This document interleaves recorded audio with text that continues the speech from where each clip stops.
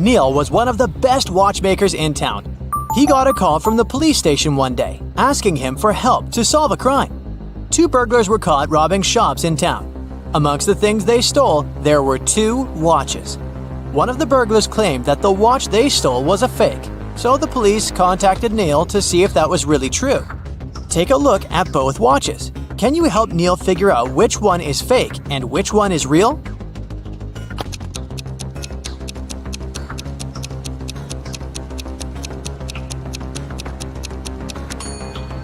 The watch on the left is a fake.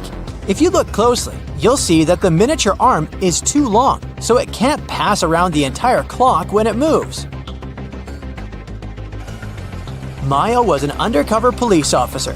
On a Saturday night, she was off duty and decided to go to the movies. When she arrived, she saw 2 women who looked pretty suspicious. She remembered that the police were tracking down a girl who had escaped from prison the week before.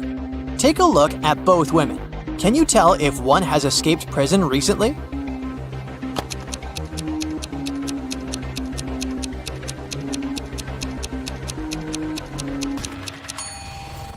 It's the lady on the left. Her prison uniform is peeking through her coat. I mean, she should have at least changed clothes by now, right? Beth arrived at school and one of her best friends showed her a picture. She told Beth that if she got the answer correctly, she would get a week's supply of free chocolate. The friend said that one of the people in the picture wasn't human. Can you help Beth figure out the answer?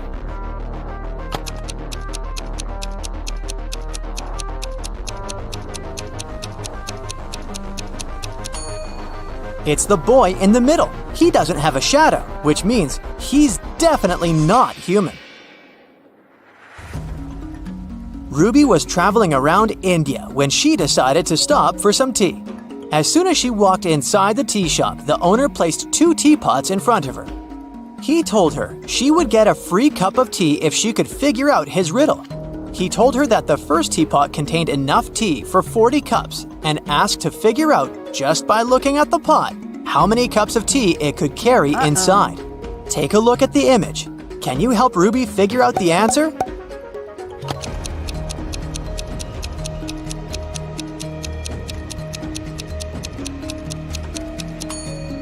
This is a tricky one. Probably the second teapot can only carry around 20 cups of tea. If you look closely, you'll see that the outlets of the first teapot is located in the middle of the pot. But the outlet of the second pot is located right at the bottom, so even if the pot is taller, it can't hold more water than the first one. After water hits the level of the outlet, it'll just start overflowing. Mary was walking in an enchanted forest when she met Randy, a magical unicorn. Mary asked the unicorn for some information, but he refused to talk to her unless she solved one of his riddles. He was a trickster and liked confusing people with his riddles. He told Mary that in a nearby field there were tigers and sheep. Usually one tiger could catch 3 sheep in 3 minutes. So he asked her how long it would take for 100 tigers to catch 100 sheep. Can you help Mary figure out the answer?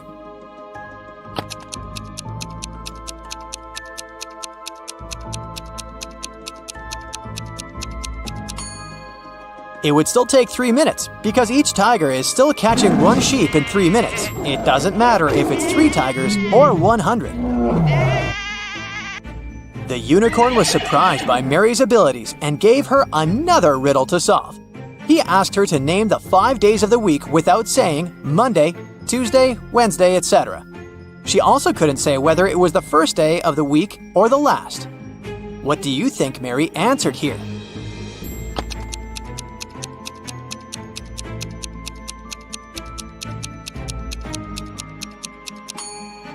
She said, the day before yesterday, yesterday, today, tomorrow, and the day after tomorrow. Clever girl, huh? Brianna was traveling on business, and her company put her in one of the best hotels in town. She arrived from work late at night, exhausted. She was getting ready to go to bed when she heard a knock on the door. When she looked through the peephole, she saw a man standing outside. The man said he was sorry for bothering her, but the hotel database had crashed and he needed to recheck some of her information. Brianna said she would be back in a moment. got away from the door and called security. She said there was someone in the hotel trying to rob her. Take a look at the image. How did she know the man was a robber?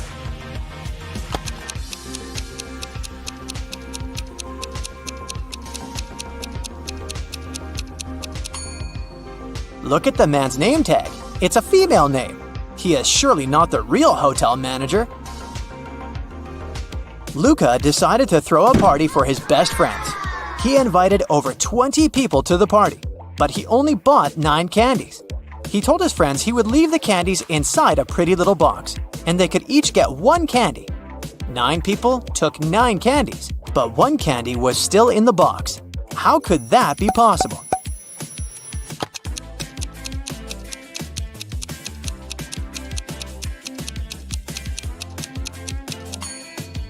It's pretty simple. The last person took the candy and the box. This way, 1 candy remained in the box. Noah reported to the police that someone had stolen his red motorbike the previous night, right out of his garage. The police started to search for it and tracked 3 main suspects. Take a look at them. Which one stole Noah's motorbike?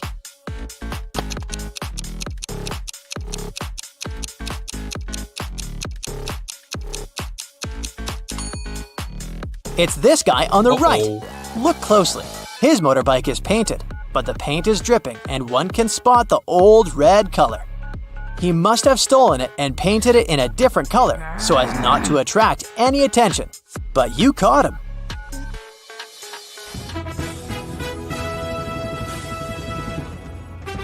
It's the finale of the Big Money Buzz Show, and Natalie is faced with a difficult task.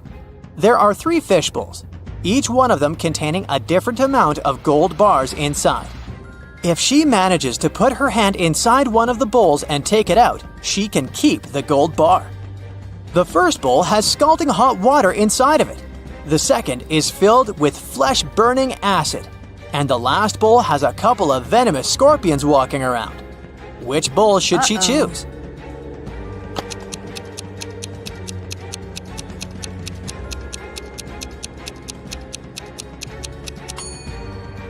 Natalie should just wait until the water cools down and grab the gold bar from the first bowl.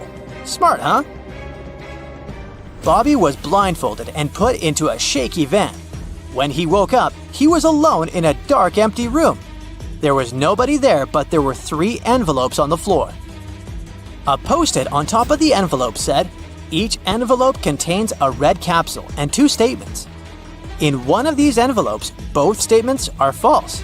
In another envelope, both statements are true. You have to choose the correct capsule to get out of this alive." He opened the first envelope, saw a capsule and the message, 1. Don't eat this candy. 2. Take the candy from the second envelope. On the second envelope, the note said, 1. Don't take the candy from the first envelope. 2. Take the candy from the third envelope. And the last envelope said, 1. Don't eat this candy. 2. Take the candy from the first envelope. Which capsule should Bobby take?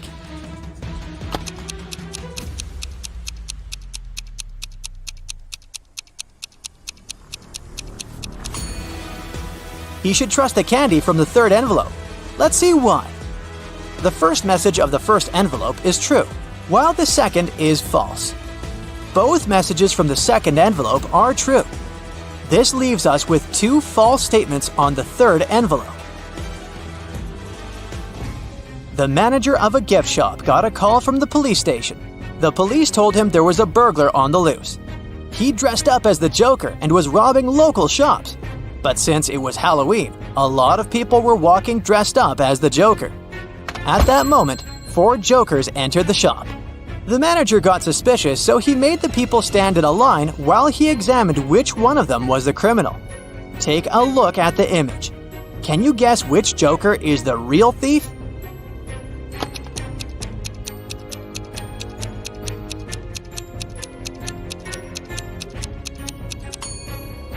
The thief is the second Joker on the left. Take a look at his shoes. They're much bigger than the other shoes. He must be hiding something inside of it.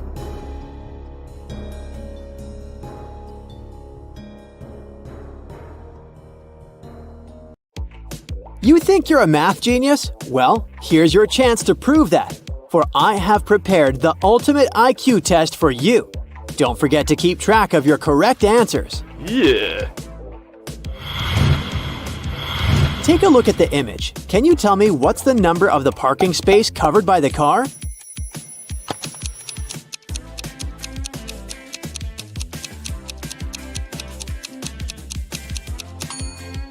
Well, this math question actually requires no math whatsoever. If you flip the image upside down, you'll see that what you're dealing with is a simple number sequence. So, the correct answer is 87. I am an odd number. Take away one letter and I become even. What number am I?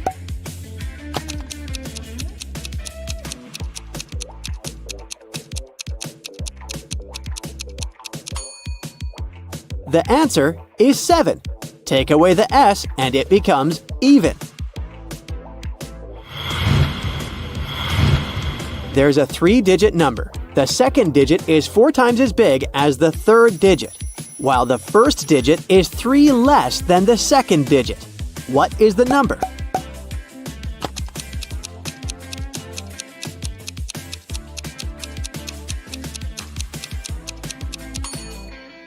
The correct answer is 141. Sally is 54 years old and her mother is 80. Can you tell me how many years ago Sally's mother was 3 times Sally's age?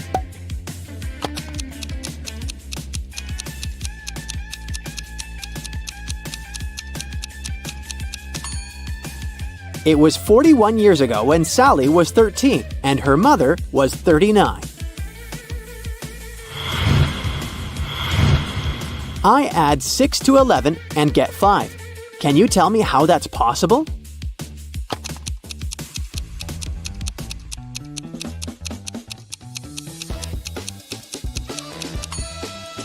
Well, you'll need to use your critical thinking skills to solve this rather than your math knowledge and shift your perspective. When it is 11 a.m., adding 6 hours makes it 5 p.m. That's how the equation is possible. What is the smallest number that is increased by 12 when it's flipped and turned upside down?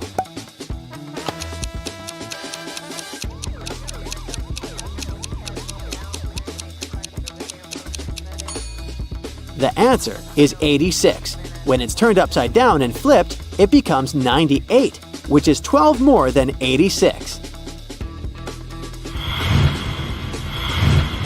My twin lives at the reverse of my house number. The difference between our house numbers ends in 2. What are the lowest possible numbers of our house numbers?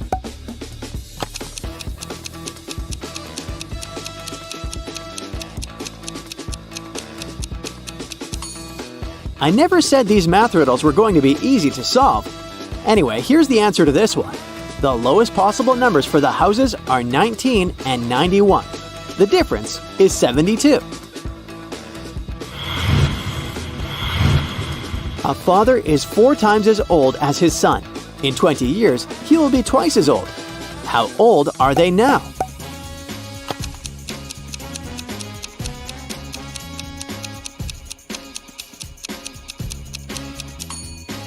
The father is 40 years old and the son is 10 years old. What 3 positive numbers give the same answer when multiplied and added together?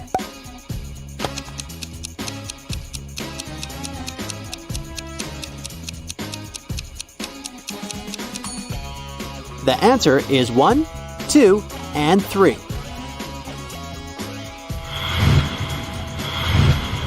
You have a 3-gallon bottle and a 5-gallon bottle. How can you measure exactly 4 gallons of water?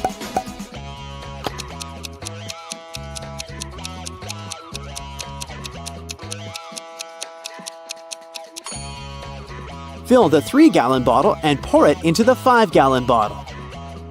Then fill the 3-gallon bottle again and carefully pour it into the 5-gallon bottle until the 5-gallon bottle is full. This will leave 1 gallon in the 3-gallon bottle. Empty the 5-gallon bottle and pour the 1 gallon from the 3-gallon bottle into it.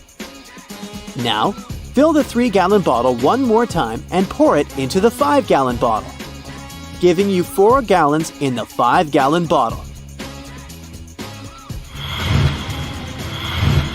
How can a chef use an 11-minute hourglass and a 7-minute hourglass to time vegetables that must be cooked for 15 minutes consequently?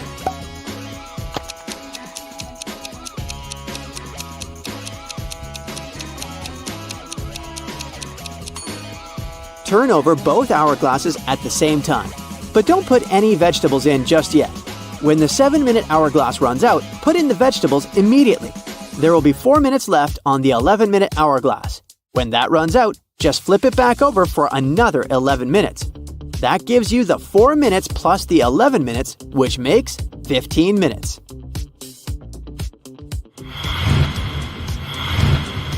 A box contains 6 red balls, 4 green balls, and 2 blue balls.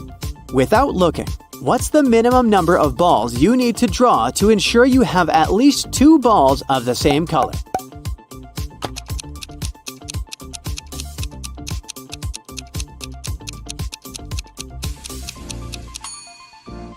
The answer is 4. Here's why.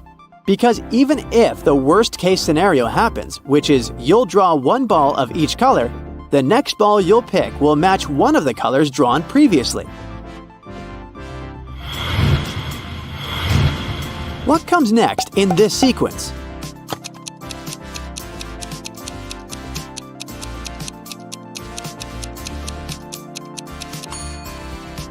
You see, each number in this sequence is generated by taking a square of a natural number, aka 1, 2, 3, 4, and 5, and then adding that natural number itself.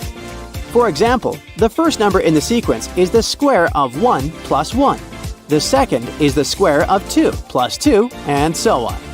According to that formula, the next number in this sequence will be 30.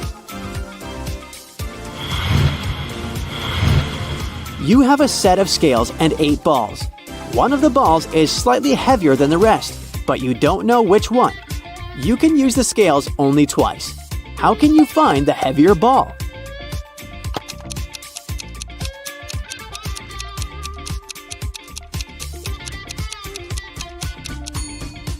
As step 1, you need to pick 6 balls and weigh them 3 on each side of the scale. If the balls balance each other, then weigh the remaining 2 balls, and the heavier one will tilt the balance on its side. But if the balls do not balance each other, then the heavier ball should be one of the 3 balls on the side the balance tilts. From these 3 balls, discard one of them and choose the other 2 to weigh.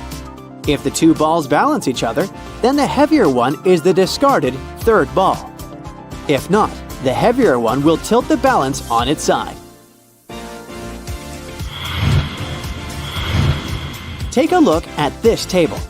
According to it, what will 7 plus 3 make?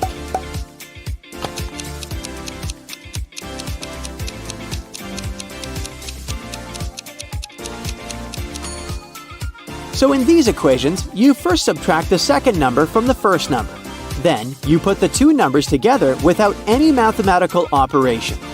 For example, in 4 plus 2 equals 26, you subtract 2 from 4, which is 2, and then you add 4 and 2 together, which is 6, and this gives you 26. So, for 7 plus 3, you subtract 3 from 7, which is 4, and then you add 7 and 3 together, which results in 410. A grandmother, 2 mothers, and 2 daughters went to a baseball game together and bought 1 ticket each. How many tickets did they buy in total?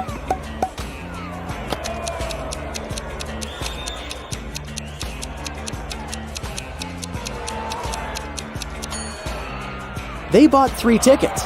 The grandmother is also a mother, and the mother is also a daughter. What can you put between a 7 and an 8 so that the result is greater than a 7 but less than an 8?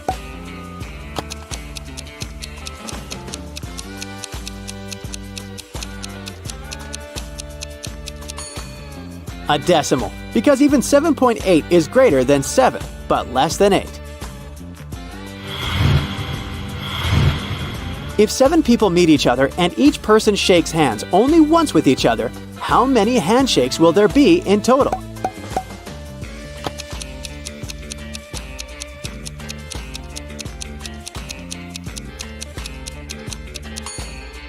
The first person shakes the hand of 6 others. The second person shakes the hand of 5 remaining people. The third person shakes the hand of 4 remaining people, and so on.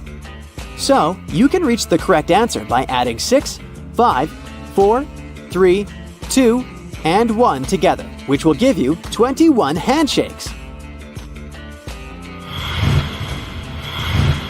Jessica works at SeaWorld. When she tries to put each fish in its own aquarium, she has 1 fish too many. But if she puts 2 fish per aquarium, she has 1 aquarium too many. How many fish and how many aquariums does Jessica have?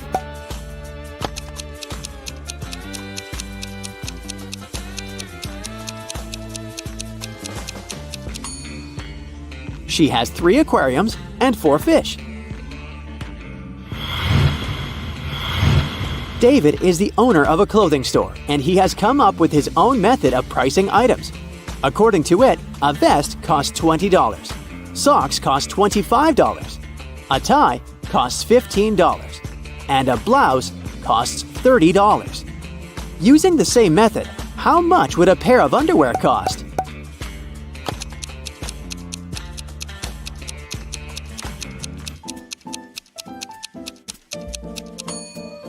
The pricing method consists of charging $5 for each letter required to spell the item. So, a pair of underwear will cost $45.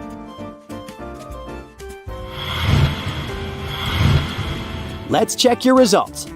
If you got 0 to 6 questions right, maybe math equations are not your strong suit, but your talents might be lying elsewhere. Just find what that is to shine your light on the world. If you got 7 to 11 questions right, it shows that you have potential, but maybe you were just out of your element today. I suggest you try again when you feel like you can concentrate more. If you got 12 to 16 questions right, the Genius Club has saved you a spot. Just practice more and you'll get there in no time. If you got 16 to 20 questions right, my friend, you bow to no one.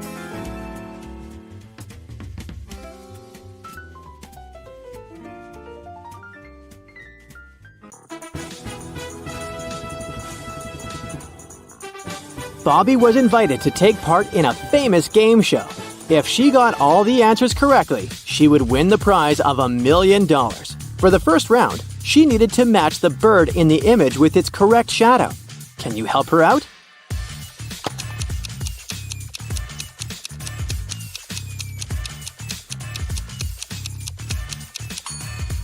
Yep, it's the 5th shadow. That's the correct one. For the second round, she needed to solve this rebus puzzle. Take a look at the image. Can you help Bobby figure out the next 2 letters?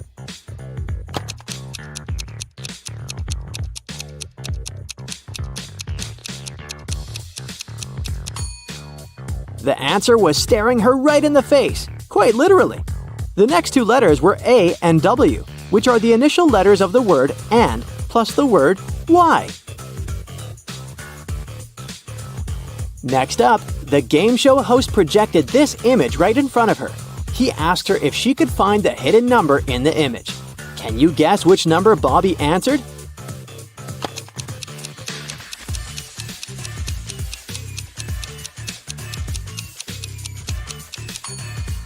Number 2. It was hidden right there in the middle. Since Bobby was getting everything right, the game show presenter decided to make the riddles more difficult. He asked her how many circles were in this image. Can you help her out here?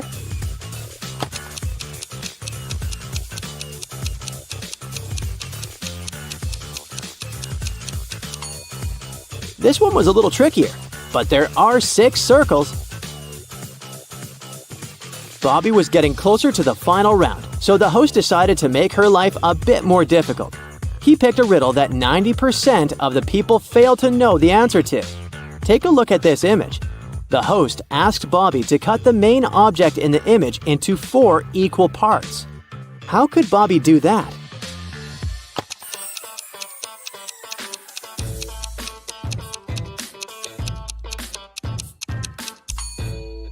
There it is. You just divide the big shape into smaller versions of itself. To win the final prize, the host came up with a riddle on the spot. He asked Bobby, "On my way to Berlin, I saw a man with 7 wives. Each wife had 7 sacks. Each sack had 7 cats. Each cat had 2 kittens. How many were going to Berlin?" Can you help Bobby figure out the answer to this riddle?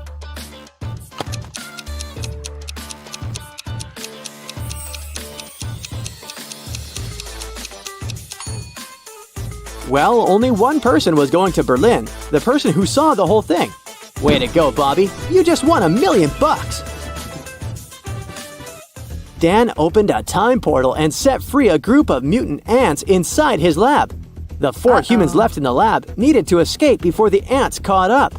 To do so, they needed to cross an old rope bridge hanging on top of a massive gorge. By Dan's calculations, the ants would catch up with the lab team in 17 minutes. They needed to get everyone across the bridge before that.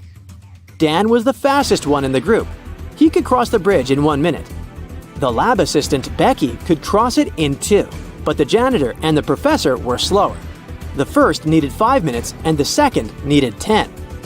How could they arrive at the other side safely, knowing that the bridge could only hold 2 people at a time and each group needed to carry the sole lantern left to illuminate the way?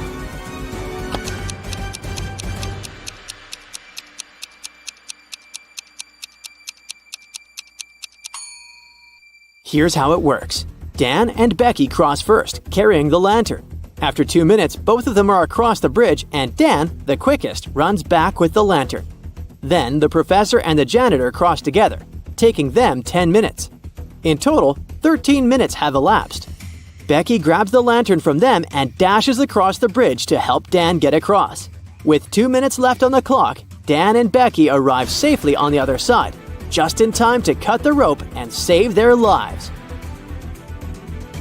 Alice had an epic fight with her best friend Jen. They were supposed to go hiking together, but after the fight, Alice decided to go alone. After a long walk, she found a place to settle down for the night. She made all the provisions to have a safe camping night, but the next morning when she woke up, she saw that her food bag was empty. Someone had stolen all the food inside and only left the bag. Take a look at the image. Can you find out who the culprit was?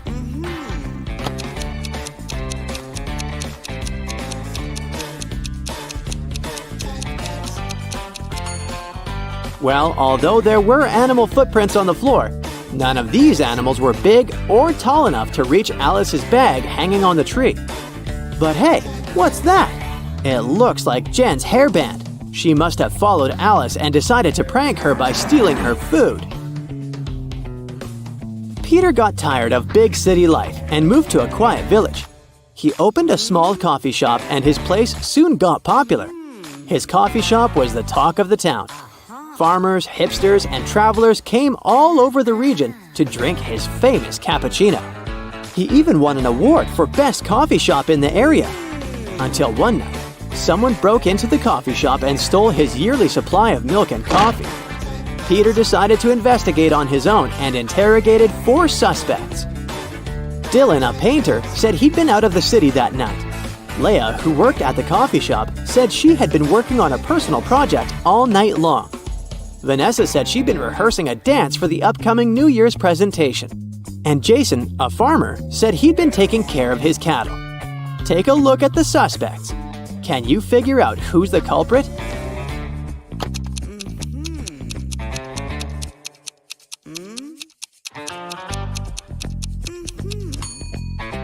They sure didn't have the best alibis, but the culprit is definitely Vanessa. She said she was rehearsing for a New Year's show. But take a look at these flowers. It's clearly spring. For a school challenge, 100 students received a number between 1 and 100. Each student was instructed to go inside a classroom that had exactly 100 boxes, randomly numbered between 1 and 100. Inside each box there was a slip of paper, also containing a random number between 1 and 100. Now, each student needed to enter the classroom on their own and find the box that contained the slip of paper with the student's number on it. But to do so, the student was only allowed to open a maximum of 50 boxes. They were instructed to leave the room exactly as they found it, and they weren't allowed to communicate with any other students once they'd left the room. If all the students were able to find their numbers in the slips of papers inside the boxes, they would each win $100. But if even one of them wasn't able to find their number, then none of them would win the prize. Can you figure out what's the best strategy for all of the students to find their numbers and win the prize?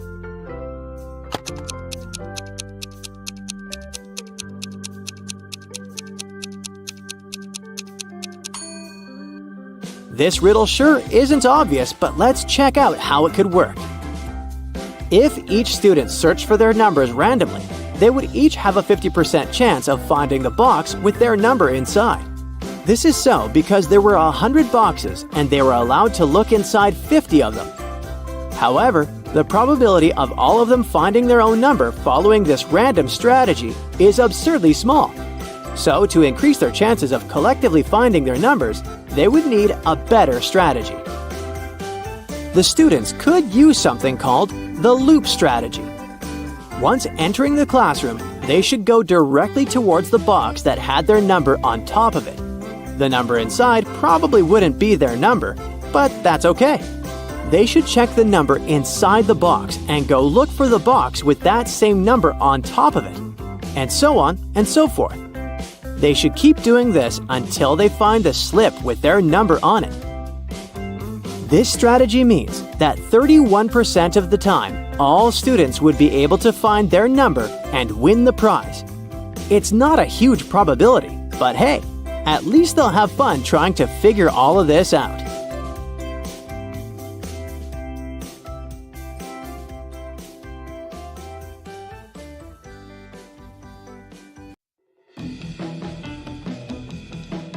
Anna and Barbara are cleaners at a fancy hotel. The hotel manager received a call saying that one of them had stolen precious jewelry from one of the clients. Now, look at the image. Can you figure out who did it?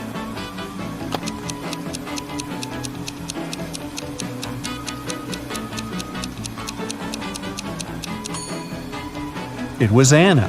If you look closely, there's a shiny diamond inside that cleaning bucket. Uh-oh. Inside a high-security prison, 3 men were eager to escape. The first one was trying to break the cell bars. The second one was working out every day to get strong. The last one was quietly reading a book. One of these prisoners came from the future. Can you tell who?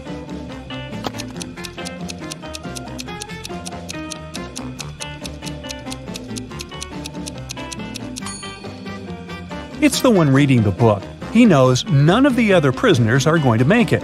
By reading books, he might get an answer on how to escape.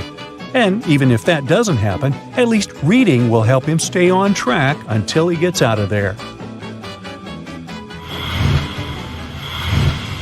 Ben and Paula were watching a riddle channel at home. They got into a heated discussion about who would survive such a dangerous prank. Take a look at the image. Who do you think has the biggest chance at survival?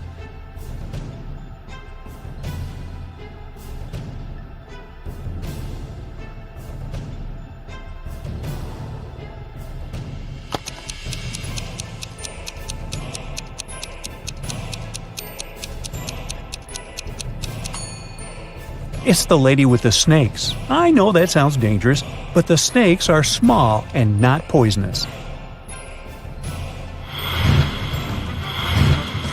Dan enrolled in a photography class. For his latest assignment, he needed to take a landscape picture and present it to the class. But Dan didn't have time to do the assignment, so he decided to Photoshop an image and show it in class. The teachers and students immediately saw that the picture wasn't real. How could they tell?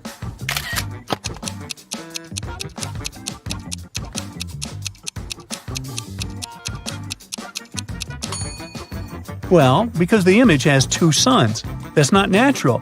At least not on planet Earth. Maybe Tatooine. Otto decided to take a chance on online dating. After a few days, he started talking to Mandy. They got along pretty well and decided to meet in person. They agreed to meet in Mandy's favorite cafe. She told Otto that she would be using a couple of red hair clips and it should be easy for him to find her. But as soon as Otto arrived there, 3 women were using red hair clips. They were in fashion apparently. So take a look at the image. Can you help Otto find Mandy?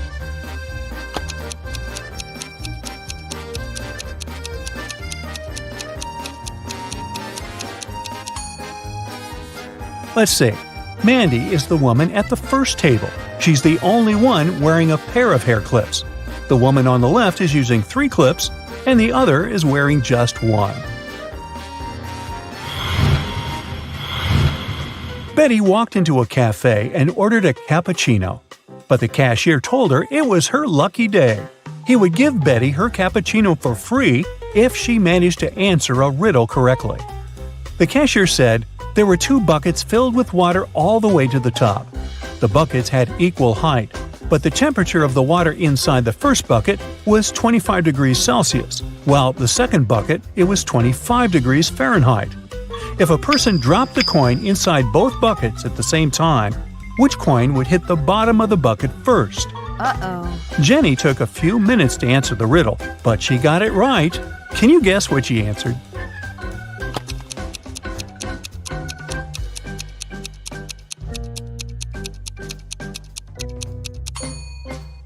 She said it would hit the bottom of the first bucket first. It had to do with the state of the water in each bucket. At 25 degrees Celsius, the water is liquid, while at 25 degrees Fahrenheit, it turns to ice. Amy lives in a cozy townhouse with 3 roommates, Jill, Alice, and Nora. Take a look at these 4 bedrooms. Can you tell which one belongs to Amy?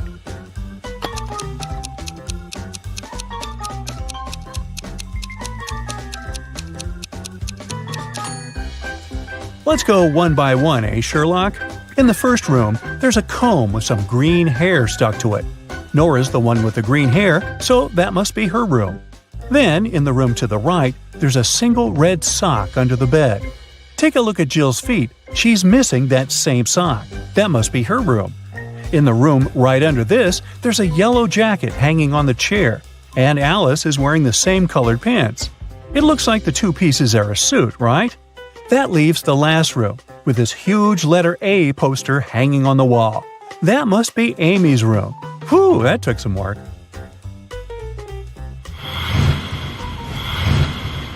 Annie was locked inside a room with 4 doors. On each door, there was a symbol of a creature hidden behind it. On the first door, there was a small dragon. On the second, there was a couple of vampires. On the third door, there was a mummy. And on the last door, there was a werewolf. One of the doors would open in 1 minute, but Annie didn't know which one. She had 3 different items she could use to protect herself: an axe, a torch, or an aspen stake.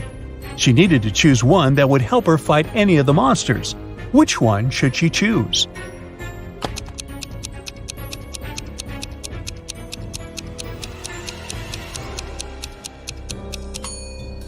Her best option would be to choose the torch.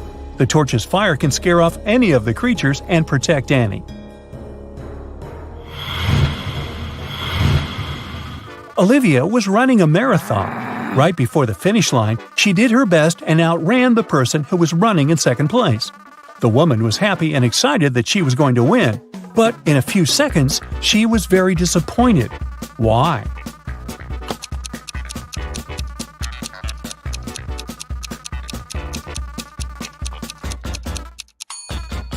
Because Olivia finished in second place when she wanted to finish first.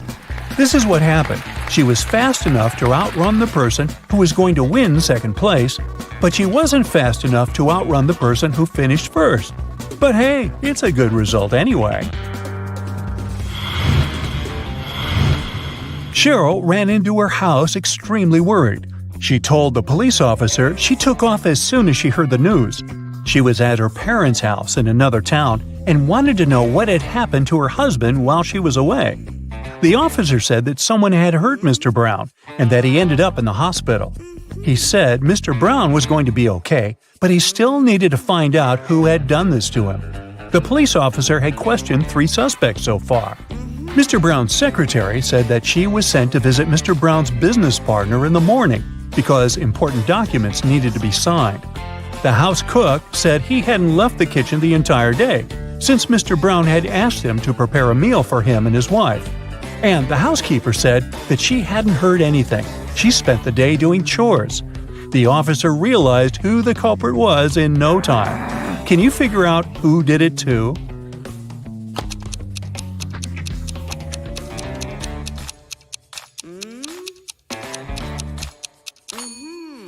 It was the cook. Mr. Brown probably didn't ask him to cook anything for his wife since she was out of town all along.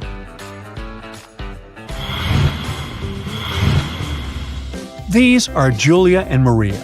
They are both very attractive young women who have no trouble finding boyfriends. Today is Valentine's Day, and they're both going out with their loved ones. One of them is currently dating 3 people, though, so she's probably going to run from date to date. Just by looking at this image, can you tell which one it is?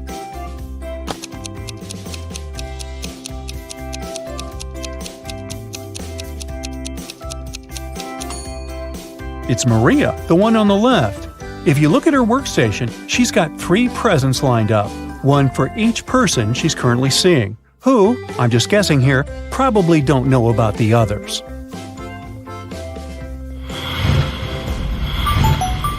Police officer Dave received a call late one night. A famous chemist went missing from his lab. After searching the lab thoroughly, Dave found a note with random numbers scribbled on it. The note read 26 3 58, 28 27 57 6. It took Dave a while to figure out the hidden message. The clue was on the periodic table. Can you figure it out?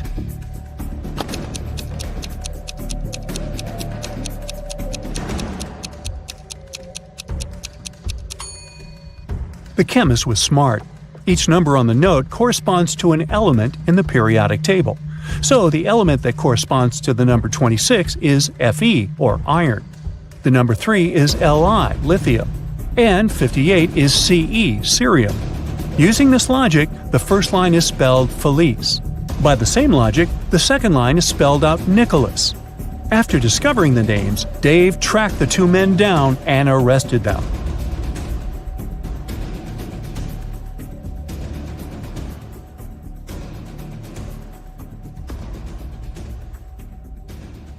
Andrew and Emma agreed to meet for a date at the park entrance at 9 p.m., but there was a slight problem. Both Andrew's and Emma's watches were showing the wrong time. Andrew's watch was 3 minutes behind, but he thought it was 2 minutes ahead. Emma's watch, on the other hand, was 2 minutes ahead, but she thought it was 3 minutes behind. Which of them do you think will be late for the date?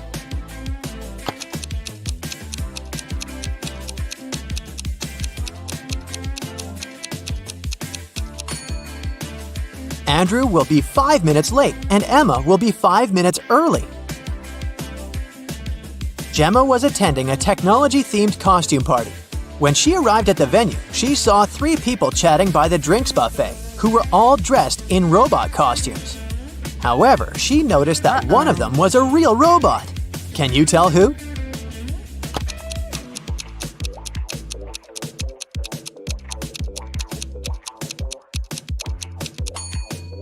Everyone is holding drinks in their hands, but take a look at the second guy. His glass is empty, but he's still pretending to drink something from it.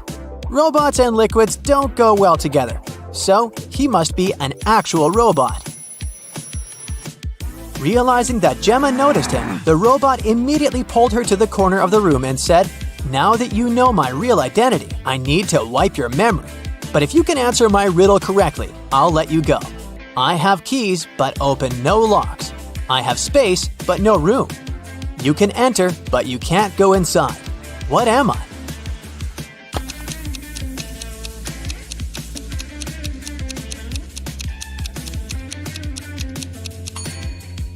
The answer is a computer. Janice, Candace, and Demeter were 3 witches who cared a lot about looking young and beautiful, but one of them was actually 100 years old. Can you tell me who?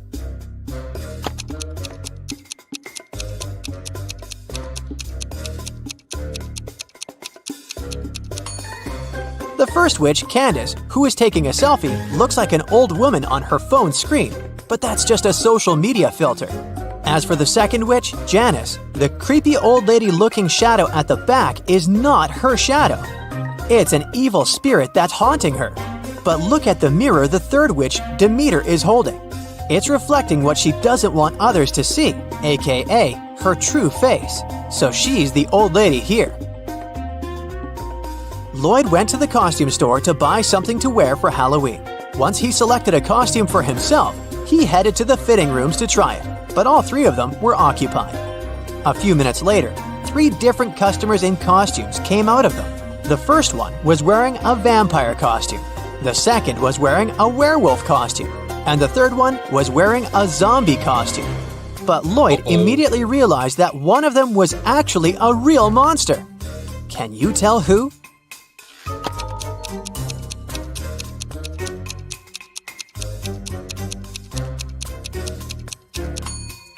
Take a look at the mirrors in front of the fitting rooms. The customer in the vampire's costume doesn't have a reflection. That can only mean he is a real vampire. Sir Ridley Stormrider was a knight searching for his one true love. He traveled to the kingdom of Veridonia after hearing rumors that there was a magical mirror there, which revealed the location of the heart's desire to those who looked into it. But there was a catch. It would only reveal it to you if you knew the answer to the riddle that was engraved on it. I'm often running, but I never get tired. What am I? Can you help Sir Ridley Stormrider find love?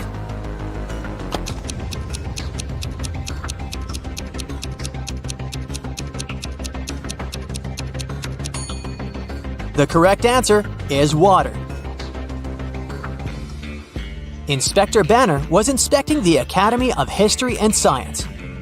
During his inspection, he noticed that whenever he asked the class a question, all the students raised their hands in response.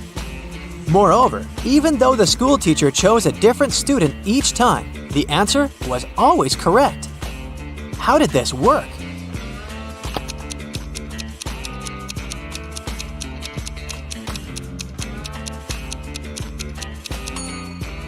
The teacher had prearranged with the students that they would be called upon to answer regardless of whether they knew the answer or not. But those who knew the answer should raise their right hand, and those who did not know should raise their left hand. The teacher chose a different student each time, but always the one who raised his right hand. Amy had one last test to pass before she graduated. Her professor asked her only one question during the exam, which was this.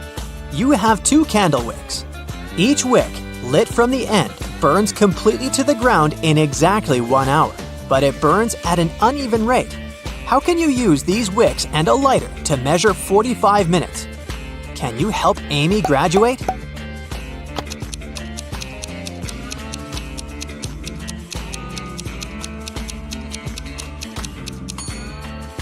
It's necessary to light the first wick simultaneously from both ends, which will give you 30 minutes. Simultaneously with the first wick, you light the second wick from the end, and when the first wick burns out after 30 minutes, you light the second wick from the other end, which will give you the remaining 15 minutes. Layla's best friend was her dog named Gamgee. One night after spotting a falling star in the sky, she wished that Gamgee could talk to her. Then, suddenly, the star came to life in front of her and said, I will grant you your wish if you can answer this riddle of mine. Always old, sometimes new, never sad, sometimes blue, never empty, sometimes full, never pushes, always pulls. What am I?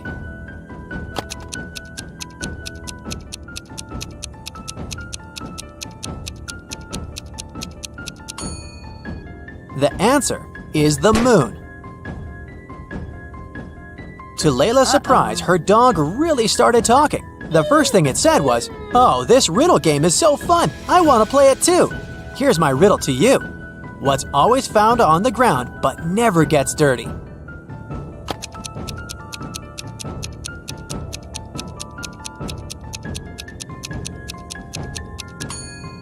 It's a shadow. Jamie was standing at the edge of a circular lake. The lake was 200 feet in diameter, and there was a small island directly in the middle.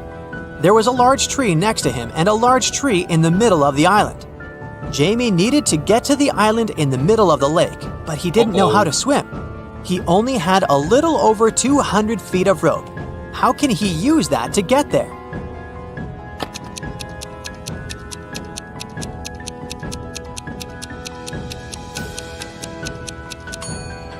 First, Jamie needs to tie one end of the rope to the tree next to him. Then, while he's holding the other end of the rope, he should walk all the way around the lake. This will wrap the rope around the tree in the center. When he returns to his starting point, he needs to tie the end of the rope he's holding to the large tree again. He can now use this rope bridge to hold on to and cross the lake to the island. Cedric was a brilliant scientist. One day, suddenly a small portal appeared in his lap, and a little device with a letter attached to it fell on his head right before the portal closed. The letter said, "From future Cedric to past Cedric. One of my experiments accidentally caused chaos to be unleashed on Earth. That is why I have to prevent you from conducting this experiment in the first place. You will find the details inside the box, but you can only open it if you know the answer to this riddle. What occurs once in a minute, twice in a moment, and never in 1,000 years? Can you help Cedric save the future world?"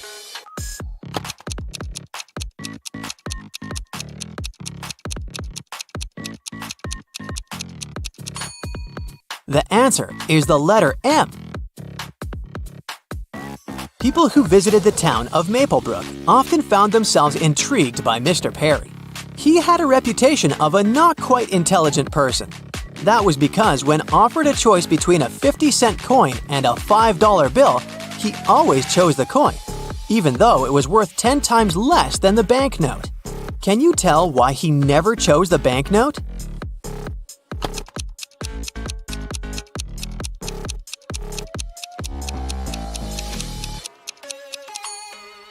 Well, he was not so foolish after all. You see, he realized that as long as he chose the 50-cent coin, people would offer him money to choose from. And if he chose the $5 bill, the offers of money would stop, and he would get nothing.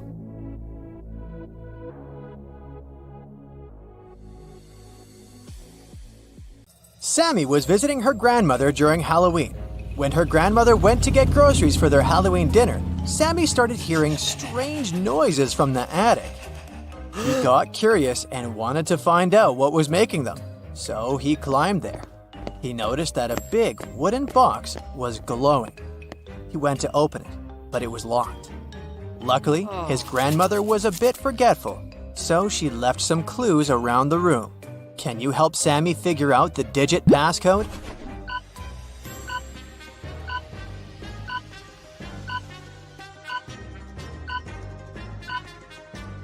Take a look at these books stacked next to the box. Did you notice that these 4 books have numbers instead of titles on their covers?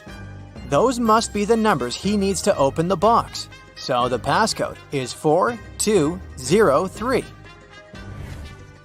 After Sammy opened the box, he started hearing the whispers again.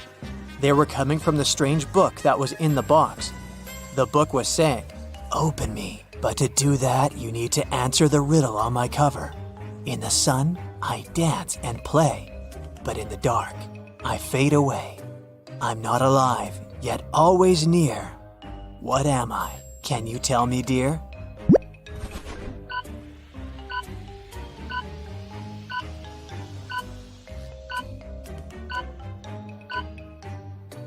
The answer is a shadow. As soon as Sammy opened the book, it magically teleported him to a dark forest. He started panicking and running around frantically. That's when he spotted an owl sitting on a branch. The owl said, "Lost friend, I can help you find your way out of this labyrinth of trees, but first, you have to hear my riddle. I'm not alive, but I can reflect your fear. Look into me, and I'll always be near. What am I must be crystal clear." Do you know the answer?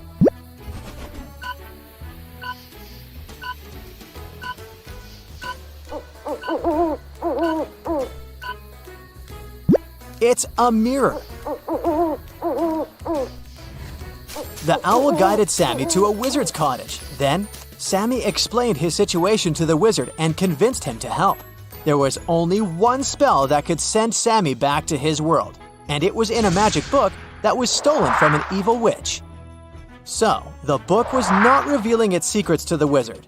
There was a riddle at the back of the spell book, and it said, "Speak what belongs to you but is used more by the others, and I shall reveal my secrets." Do you know what that is?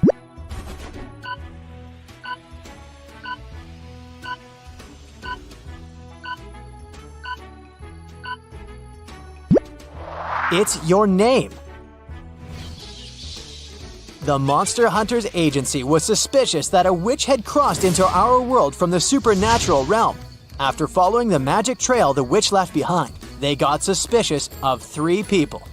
So they placed hidden cameras in their rooms and started observing them sleeping to figure out who the witch was. Can you help them?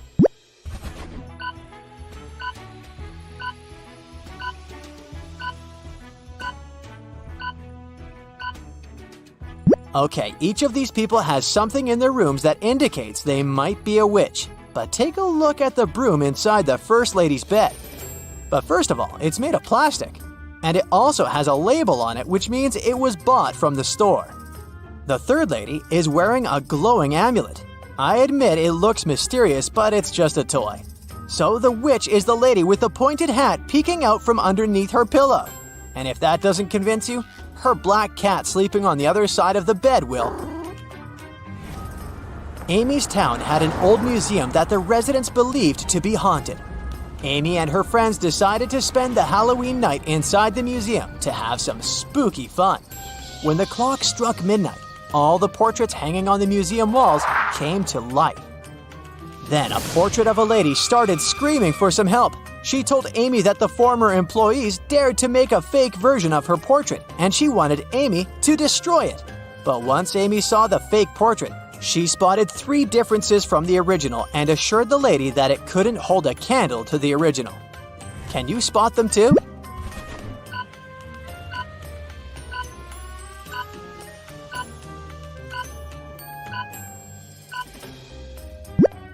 The pendant on the lady's neck, her lipstick color, and the ribbon on her hair are different from the original painting. The spooky traveling circus company was going to visit Evelyn's town to put on a Halloween show, and she really wanted to go. But they were only offering a few tickets to the people who could answer their riddle correctly. With fur as dark as the midnight sky, it's often seen as an omen. Oh my! In superstitions, it takes its place. A witch's companion with mystery and grace. Can you tell what this is?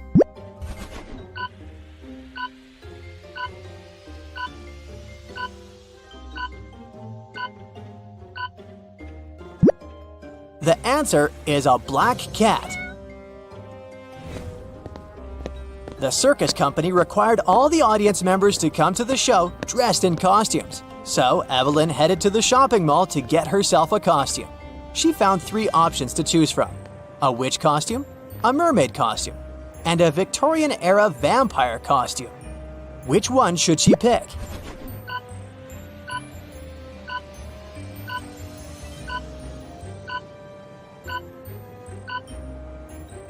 Take a look at the back of the witch costume. It says it's made out of paper, so it'll not be a good idea to wear that. And the mermaid costume is all teared up at the back. So she should choose the Victorian-era vampire costume. It may look bloody, but it sure fits the theme. It was finally Halloween, aka the day of the show. Evelyn headed to the circus tent to wait in line to enter the venue. But 3 strange things among the people caught her eye. Can you spot what they are?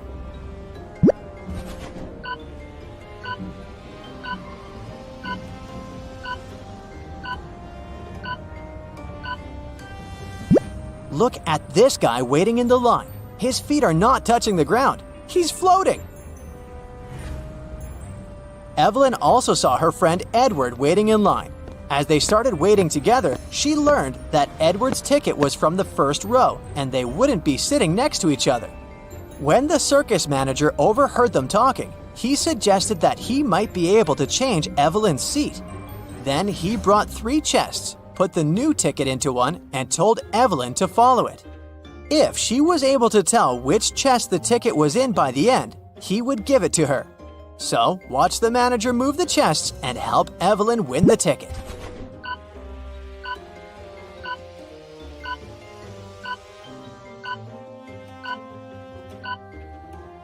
The ticket is in this one. Before the show started, Evelyn and Edward went to the cafeteria to grab some snacks. Take a look at these 3 options. Which one should they get?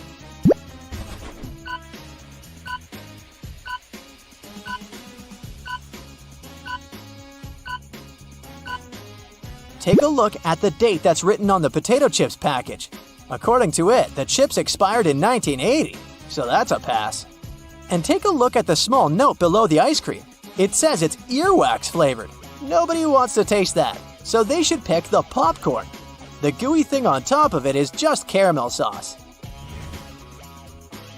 The show finally began. The first performer was a magician, and his first trick, he teleported from the right side of the stage to the left side. But Evelyn saw right through his illusion and figured out how he did it immediately. Can you?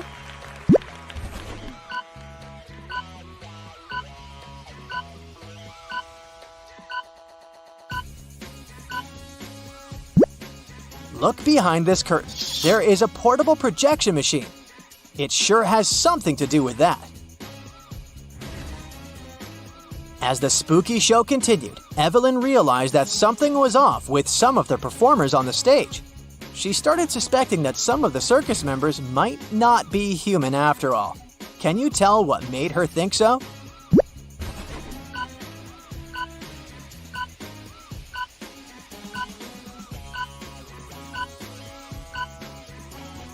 Take a look at the singer first.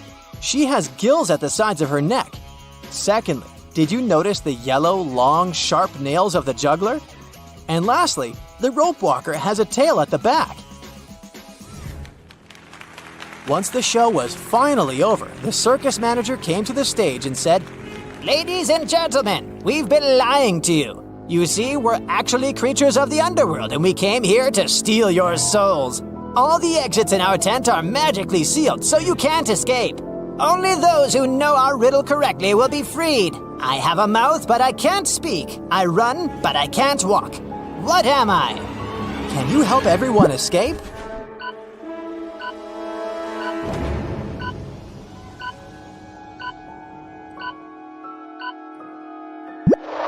The answer is a river.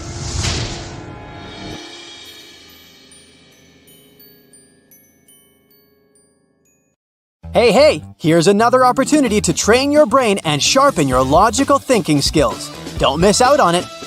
Yeah. Liam was a doctor from Chicago. Once, he asked his boss to let him attend a medical conference in Berlin. The boss let Liam go but asked him to send a photo report as soon as he got to Europe. The next day, the boss received a message from Liam that said, "Hello from Germany, that's me right now." A photo was attached to the message. After looking at it, the boss realized Liam had lied to him. How did he figure it out?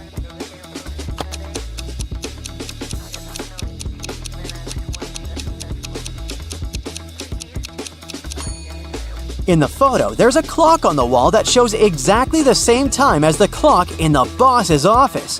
If Liam was in Germany, the clock would show a different time because of the time difference. A bit of math for you. Can you figure out what comes next in this sequence of numbers?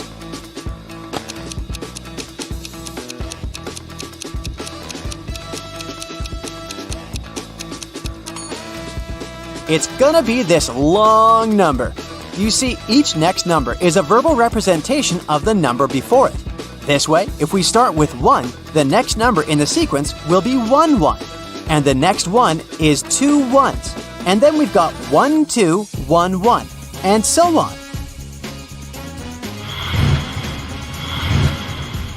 Look at this picture attentively. The guy has sent a message to his girlfriend. He seems to be missing her very much, but is it true? Can you figure out if he might be cheating on her?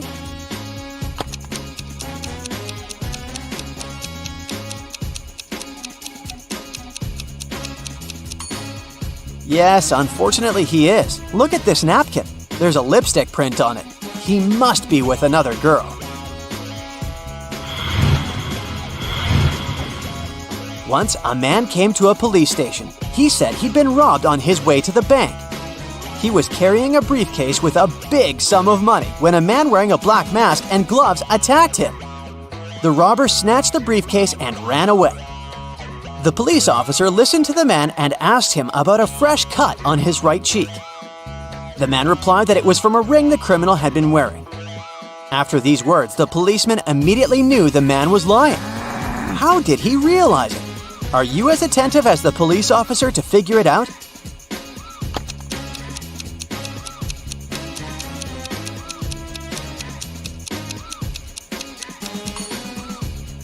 The man couldn't know about the ring on the robber's finger, since he claimed that the criminal had been wearing gloves.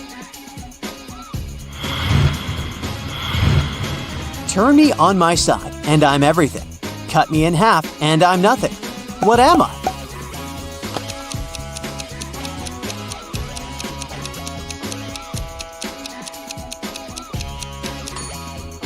I'm the number 8. On my side, I look like an infinity symbol. And cut in half, I'm just 2 zeros. Look at these people very attentively.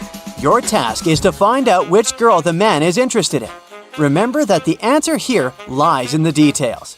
And this puzzle can tell us how good you are at reading people. Our body language can tell other people a lot about us. The way you sit, stand, and even move your arms can give away what you're thinking about or how you feel. The girls in the picture have different postures and facial expressions. And once we look closely, we will understand that the man is clearly interested in the girl who is most interested in him. But which one is it?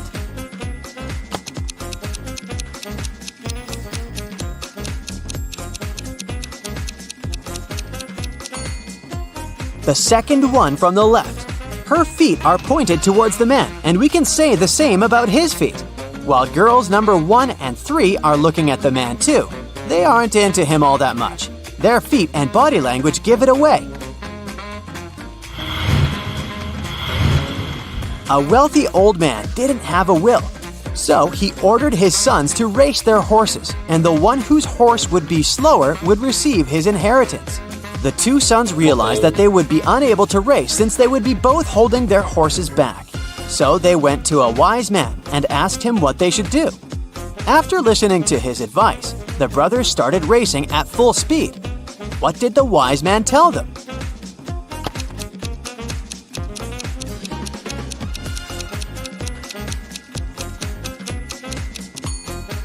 He recommended switching horses. Now, whoever wins the race will get the inheritance because they will technically own the losing, slower horse. 4 people came to a river with a narrow bridge that could only hold 2 people at a time. It was nighttime, and they had just one torch that had to be used when crossing the bridge. Person A needed 1 minute to cross the bridge, and person B could do it in 2 minutes. It took person C 5 minutes to get to the other side, and person D needed 8 minutes. If 2 people were crossing the bridge together, they had to move at the slower person's pace. Can all these people get across the bridge within 15 minutes or less?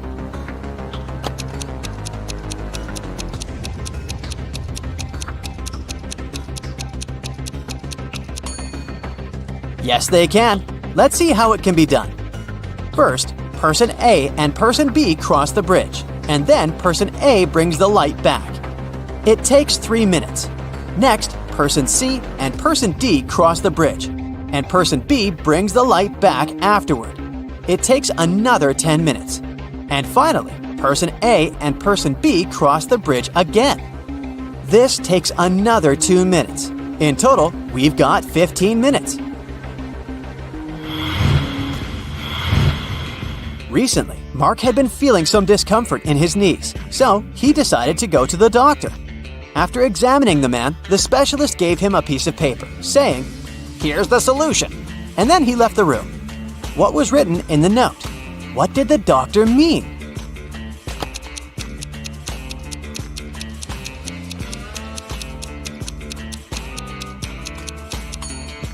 The treatment is a painless operation. The missing letters spell out pain. Thus, Mark should have a painless operation. Thomas was talking with his colleague, and she asked him how many kids he had. He answered that he had 3 children, and she asked him about their ages. Thomas replied, "The product of their ages is 72, and the sum of their ages is the same as my house number." His colleague was confused. The next time she was invited to Thomas's house, she paid attention to his house number, and still, she couldn't figure out the kids' ages. Tom decided to help her. "Oh, that's right, I forgot to tell you the oldest one likes chocolate pudding." And after that, his colleague figured out the ages of the 3 children. Have you understood how old they are?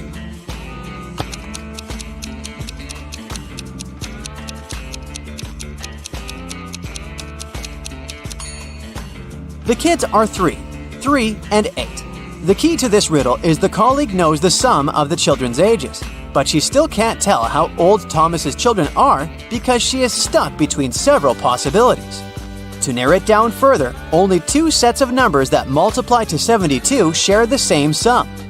And that's when the man reveals that his oldest child likes chocolate pudding. Only the latter of these 2 sets has a distinct oldest child. Imagine that you're in a dark room. There's a candle, a wood stove, and a gas lamp there. You only have 1 match. What do you light first?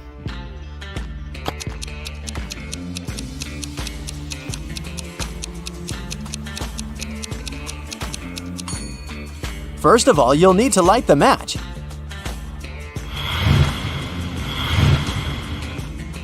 These 5 bags of gold all look identical. Each of them has 10 gold pieces in it, but one of the bags contains fake gold. The real gold and fake gold are identical in every way, except the weight. Each piece of fake gold weighs 1.1 ounce, while a piece of real gold weighs 1 ounce. You have a perfectly accurate digital scale, but you can use it only once. How can you determine which bag has the fake gold?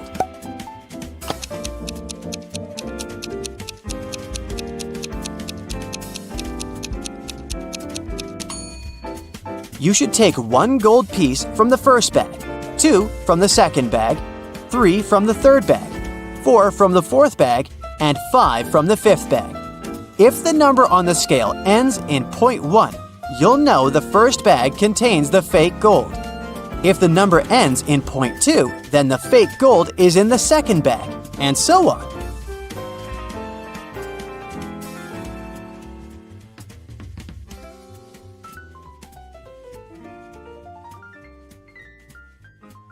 This is Greg. He's thinking of a 5-digit number. Its first and last digits are the same. Their summation is an even number, and their multiplication is an odd number which is equal to the 4th digit in Greg's imaginary number. If we subtract 5 from it, we'll get the second digit. And if we divide this second digit into half, we'll get the third digit. What number is Greg thinking of?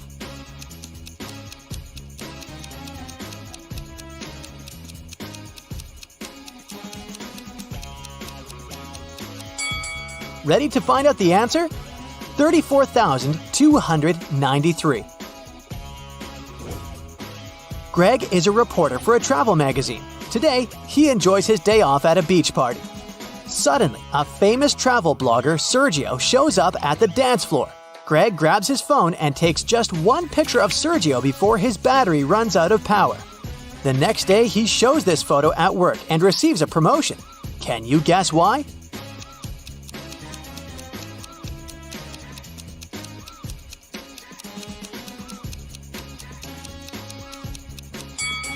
Take a look at Sergio's feet. It's a full moon, and he's turning into a werewolf. That's why this picture is so exclusive. In the evening, Greg returns from work and goes to the bathroom to brush his teeth. Can you spot what's wrong in this picture?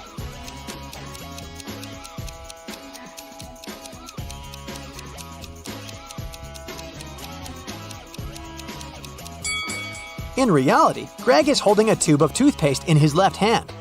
But in the mirror reflection, he's got nothing in his hand. There is a tree growing in Greg's backyard. It doubles in height each year until it reaches its maximum height within 10 years. How many years did it take for a tree to reach half of its maximum height?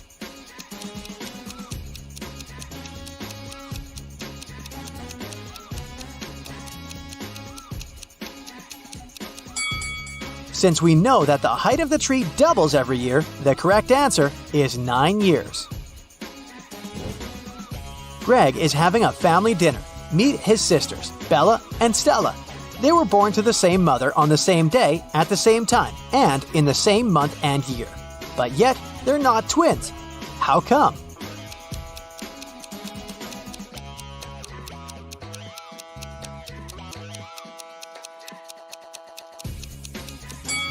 Bella and Stella are two of a set of triplets. The next day, Greg returns to work and makes a report about two travel bloggers, Jake and Mike. They're hiking in the woods separately. Can you guess who has more chances to survive this night by just looking at these pictures?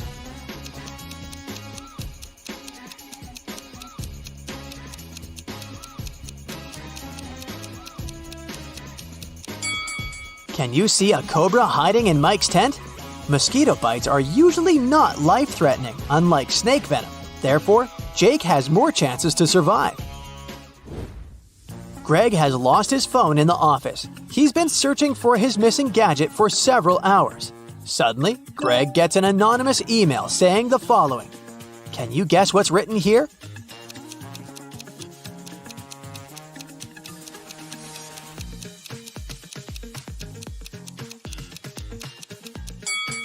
It's just written in reverse order. If you read it from right to left, the message turns into, your phone is hidden in the lobby of this building. Bring $300 and I will tell you where exactly. Greg goes to the lobby and spots something very odd about this place. Can you see it too?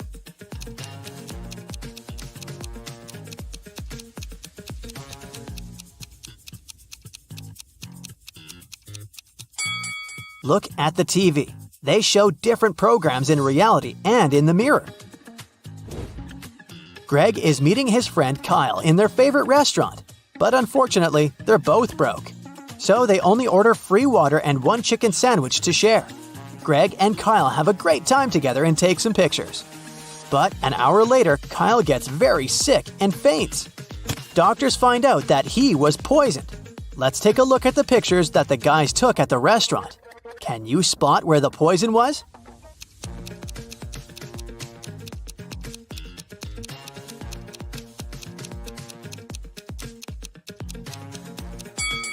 Kyle put pepper in his half of the sandwich, and Mike didn't, so the poison was in the pepper pot. Greg decides to take a walk home through a forest, and eventually he gets lost. There are 3 possible routes to the final destination. The first path leads through a village inhabited by vampires. The second path is full of toxic mold that can make any human lose their mind. And the third path leads through an enchanted forest that turns all human beings into trees. Which way should Greg choose?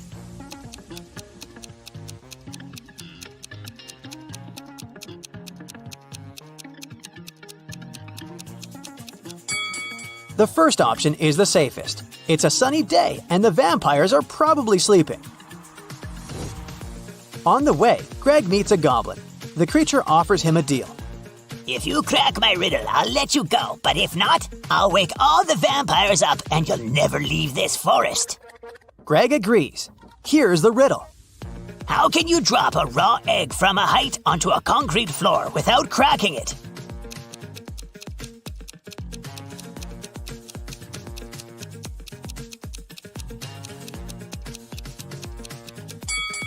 Ready to hear the correct answer? Concrete floors are very hard to crack. The next day, Greg is preparing an article about a safari park. He has these two options to illustrate his work. Can you spot 5 differences between them?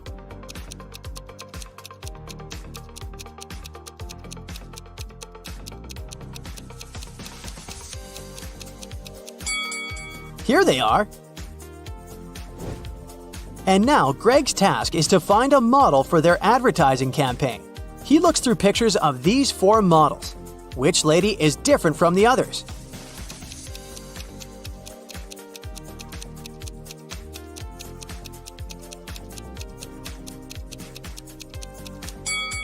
This one, because she has shorter hair. Greg goes to the local food court and purchases some chicken nuggets for lunch. He puts his lunchbox on a table and leaves for a minute to wash his hands and get a fork. Then, Greg comes back and finds out that his lunch is missing. Greg interrogates 3 people nearby. Megan says, I didn't even look at your food. It wouldn't fit me anyway. I'm on a vegan diet. I was taking pictures of my croissant for social media. You can see it for yourself if you don't believe me.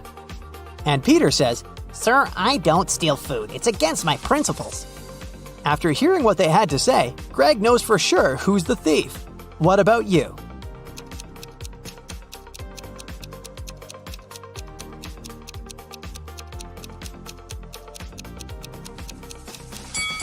Megan said that Greg's food wasn't vegan, but how does she know that if she hasn't even looked at it? Busted! Greg wants to bring a sweet treat to his coworkers. He has 2 jars of chocolates labeled as V and C. If he moves one chocolate from the V jar to the C, the number of chocolates in the V jar will become twice the number of chocolates in the C jar. But if he moves one chocolate from jar C to V, the number of chocolates in both the jars will become equal. Can you figure out the number of chocolates in each jar respectively?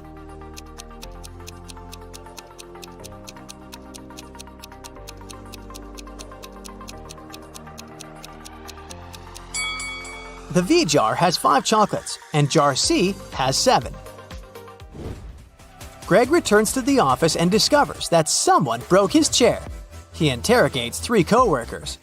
Will says, I was at a business meeting for the last 3 hours. I've just returned to my workplace and I didn't notice your chair.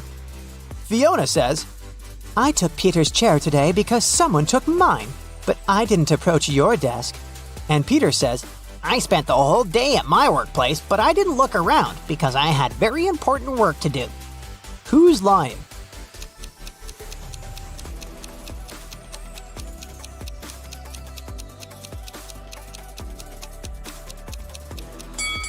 Peter is sitting on a chair with an inscription of his name.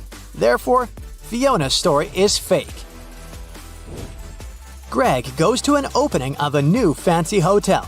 In the buffet area, he meets these 3 people. Each claims to be a billionaire, but 2 of them are lying.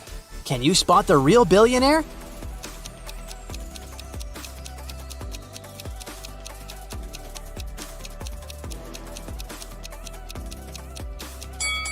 The first lady sneaked a gold fork from the table and hid it in her hair. If she's really rich, she doesn't need to steal cutlery. And the second guy is wearing shoes that are too small for him, so he probably borrowed them from someone else's feet. Therefore, only the third lady is a billionaire. Greg is planning to spend a night in the hotel. Only 3 rooms are available at the moment. A room on the 15th floor with a mind-blowing view, a fancy penthouse with a huge jacuzzi, and a standard double room on the 4th floor. Can you help Greg choose the best option?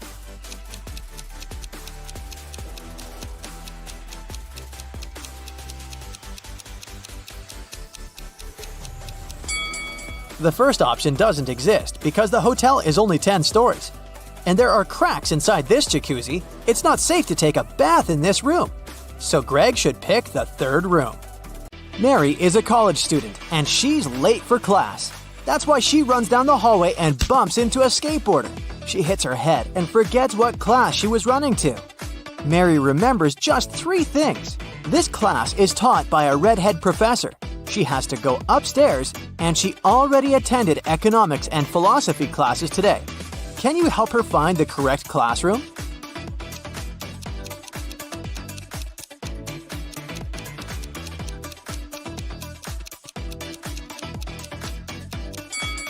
There are 4 redhead professors in this college, but we can exclude those whose classrooms are on the ground floor. Although this gentleman is on the first floor, he teaches economics, so he doesn't fit either. Meanwhile, the math teacher matches the requirements perfectly, so Mary should go up to the second floor. Mary's walking down the street after classes. Suddenly, a car stops in front of her and someone kidnaps her. Mary wakes up in a dusty basement. The door is not locked, but it's guarded by a creepy guy. She looks around and finds 3 pills: red, green, and blue. Each pill will give her one specific superpower for 10 seconds. The red pill gives the power of super speed. The blue pill will make her invisible. And the green one will make Mary fly. Which pill should she choose to escape?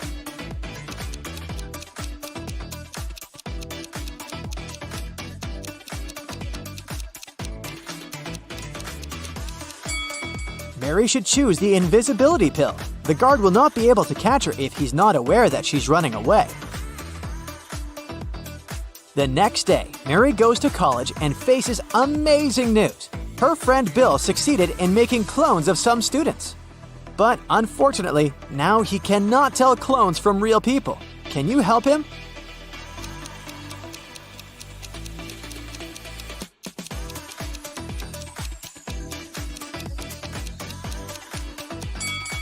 Let's take a closer look at the second lady's eyes and the third lady's ears.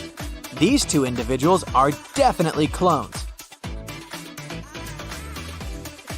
What about these guys? Can you sort out all the clones?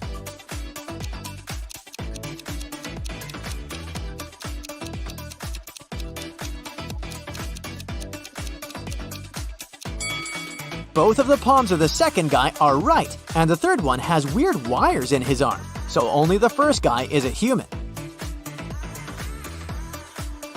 Let's see if you can spot clones here.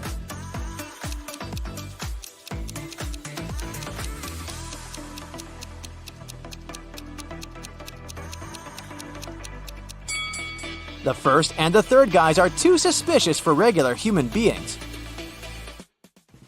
Mary is visiting her granny, who lives on a farm and grows vegetables. But Granny is very upset because someone stole the largest pumpkin from her garden the other night.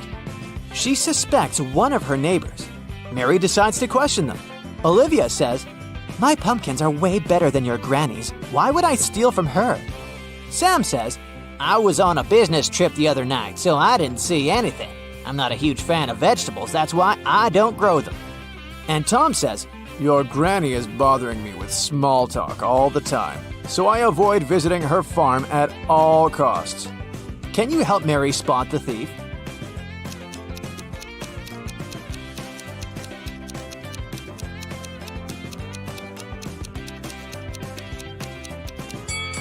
It was Sam.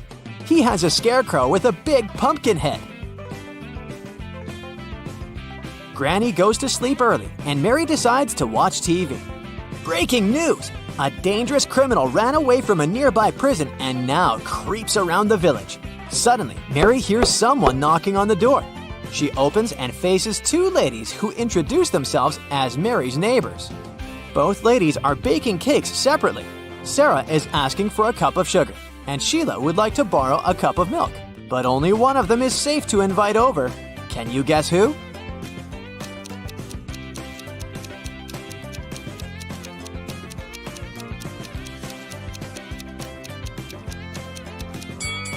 Both ladies are wearing clothes with red stains. They might have stained it while making their cakes. But Sarah has a real axe hidden in her boot, so she must be the runaway criminal from the news. Mary is looking through Granny's old stuff and finds 3 spooky pictures. Only one of these ladies is a real human being. Can you guess who?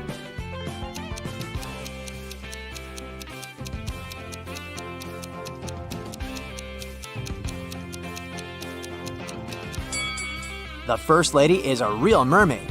Take a closer look at her neck. She has gills and she breathes underwater, so we can exclude her. The third lady has vampire ears and red eyes, but who knows, maybe it's just a costume. Meanwhile, the second lady is hanging on a transparent rope, so she's just pretending to be flying. And since we know there's only one human among these ladies, we can conclude that it's the second lady. Mary finds two similar pictures of her granny. Can you spot three differences between them?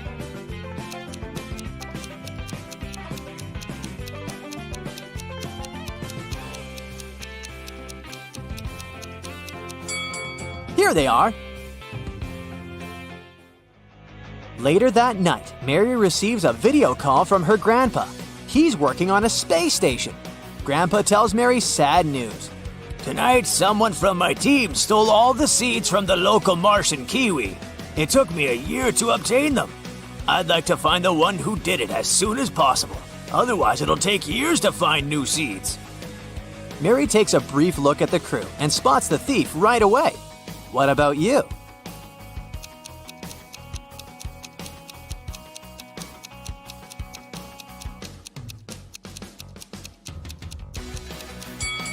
In her user picture, Lily doesn't have any moles on her face. Seems like these spots are the kiwi seeds that she's decided to hide in plain sight. Mary goes to the local shopping mall and sees these three guys. One of them is going on a date tonight. Can you guess who?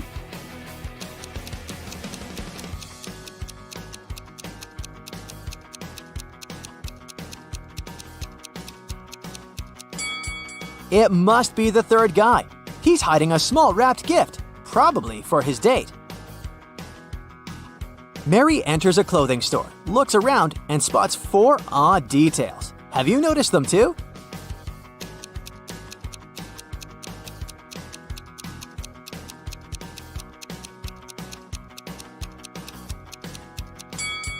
The mannequin has 6 fingers on one of her hands.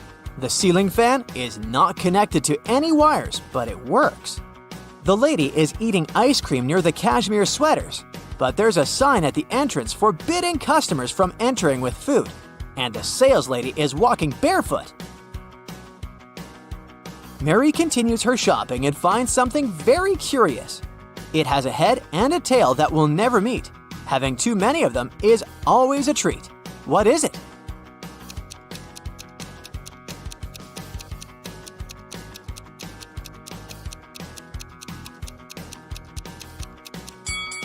It's a coin. Mary purchases something that helps you from your head to your toe, but the more it works, the smaller it grows. Can you guess what it is?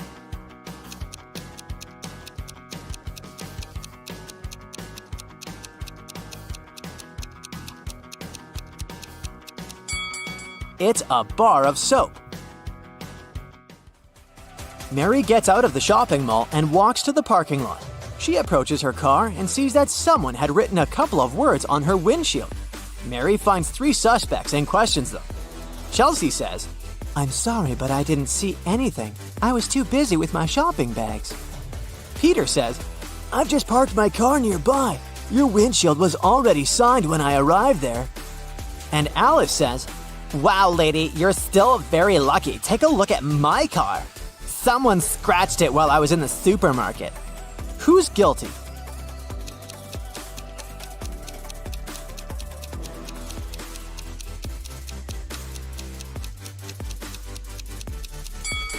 Chelsea.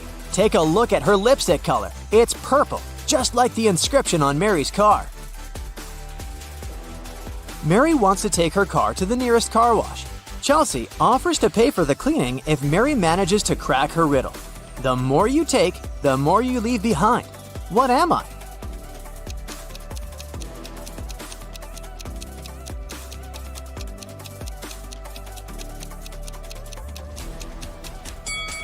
Ready to hear the correct answer? Footsteps. The weekend is over and Mary leaves Granny for college. She enters the dorm and finds a huge bouquet of roses on her bed. There's no card, so Mary has no idea who's her secret admirer. Mary questions 3 suspects, but each denies their involvement. Bill says, "I'm too broke. I can't afford to buy such an expensive gift." Paul says, "I have a girlfriend. I give flowers to her only." And Dave says, "Why would I get roses or anything else? You didn't reply to messages." Who brought the flowers?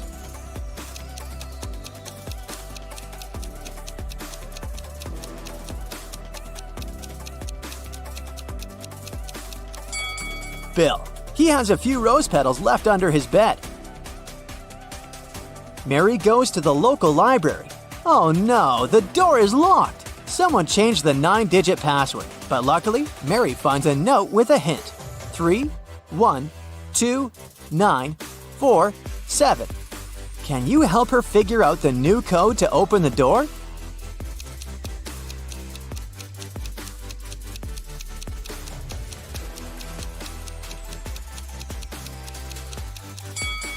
She should literally press 3 1s, 2 9s, and 4 7s. Finally, Mary enters the library, but she yells and runs away in fear. Can you guess why?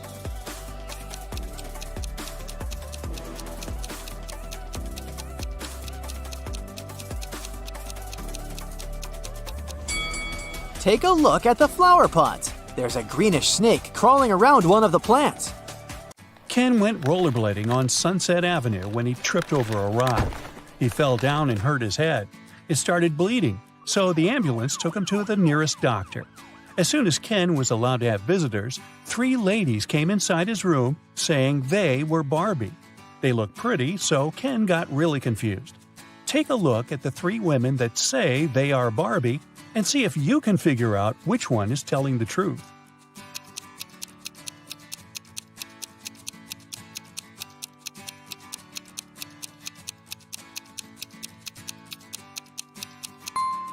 It's the woman on the right. Since Barbie is a doll, she can't change her expression. If you look attentively, you'll see that the first woman is blinking, and the second woman has a wink on her face. This leaves us with the last woman, which is the one and only Barbie. After getting out of the hospital, Barbie suggested that they go get ice cream. Ken said yes, so they went to their favorite place. Barbie ordered a blue ice cream, and Ken got a green one. When they were about to eat their desserts, a stranger came next to them and said one of the ice creams was poisoned. Take a look at the image. Can you tell which ice cream isn't safe to eat?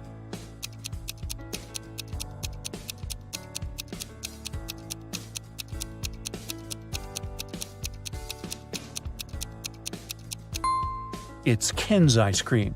Sure, it was originally green, but there's a strange smoke coming out of it. It's probably a reaction to the poison. Yikes! Sure looks like someone's after him, huh? One lovely morning, Barbie was driving to work when her sight suddenly went black. She woke up in an empty warehouse. There was nothing but 4 doors in front of her. She heard very loud noises, like there was a monster approaching. She felt like she needed to escape quickly, otherwise she would turn into the monster's dinner. The 4 doors had signs on them. The leftmost door had a sign saying, "Take the door on the right to break free." The sign on the second door said, "It's the right door." On the third door, it was written, "Freedom is just right in front of you." And the last door had a sign saying, "Don't trust the signs." Can you help Barbie? Which door should she choose?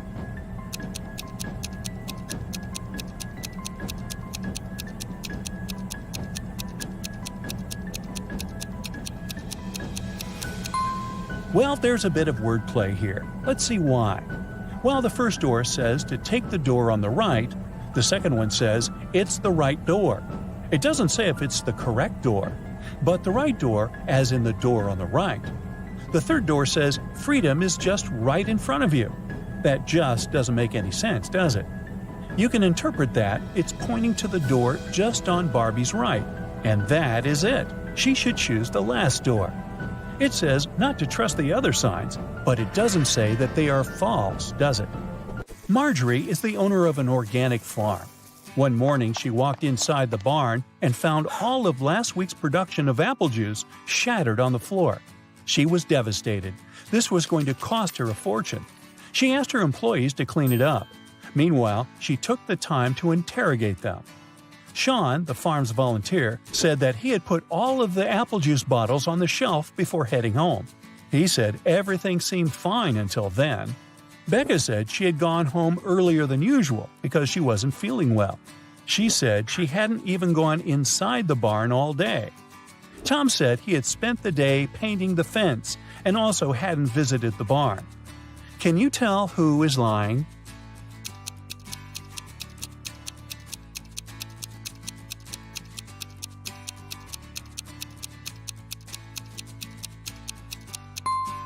Tom is the one lying. Take a look at the fence behind them. It's definitely not painted. Linda was staying at a famous hotel where a lot of celebrities live. The glamorous building had 7 floors. 5 A-list celebrities were living on the ground floor, and 8 Hollywood stars were living on the first floor. On the second floor, there were 11 not-so-famous people. Each floor above those had 3 more celebrities living on it than the previous one. All of these people leave for work every day. Can you guess which floor calls the elevator the most?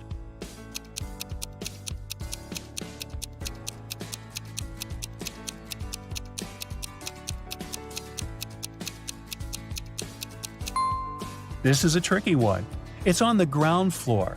Any person staying on a floor other than the ground floor would have to call the elevator to reach their respective floors. Brendan works in the same company as Mary. He's had a crush on her for months and has been trying to impress her in any way he can think of. That's why he decided to take part in the Brain Challenge, a contest his company organizes once a year. By saying yes, he had to answer a bunch of expert-level questions and solve some pretty difficult riddles. For the first round, he had to crack a rebus puzzle. Take a look at the piece of paper they gave him. Can you guess what the answer is?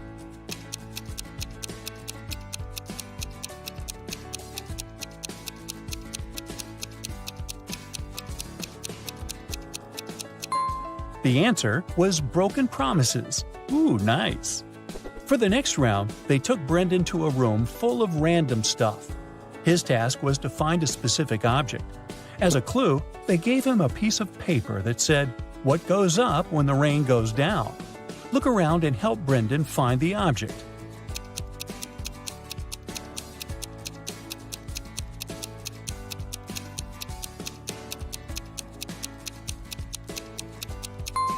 It was that red and white umbrella over there.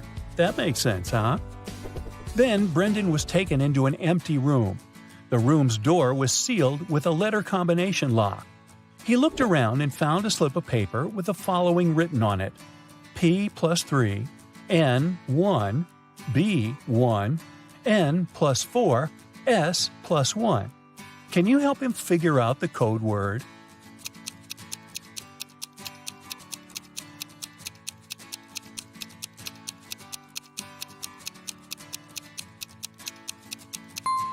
It took Brendan a while to figure it out, but he was able to crack it. The code word was SMART. The key to this riddle was hidden in the alphabet. Let's see how it works. P plus its 3 following letters is S. N, 1 letter is M, and so on. For the final round, Brendan had to solve an AI riddle. If he answered it correctly, he would win the contest's main prize and probably Amy's heart. The riddle said, "I speak without a mouth and hear without ears. I have no body, but I come alive with the wind. What am I?" Can you guess what Brendan answered?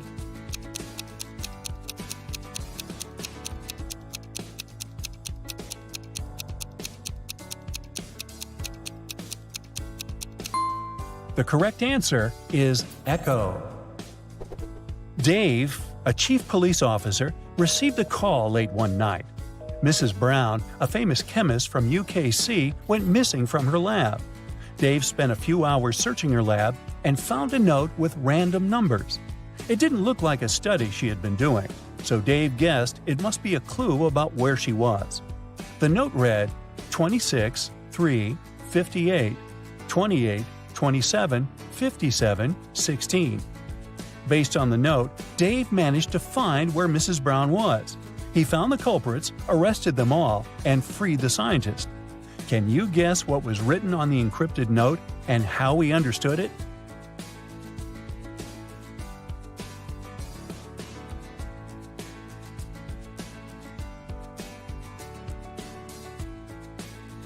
Here's how he figured it out.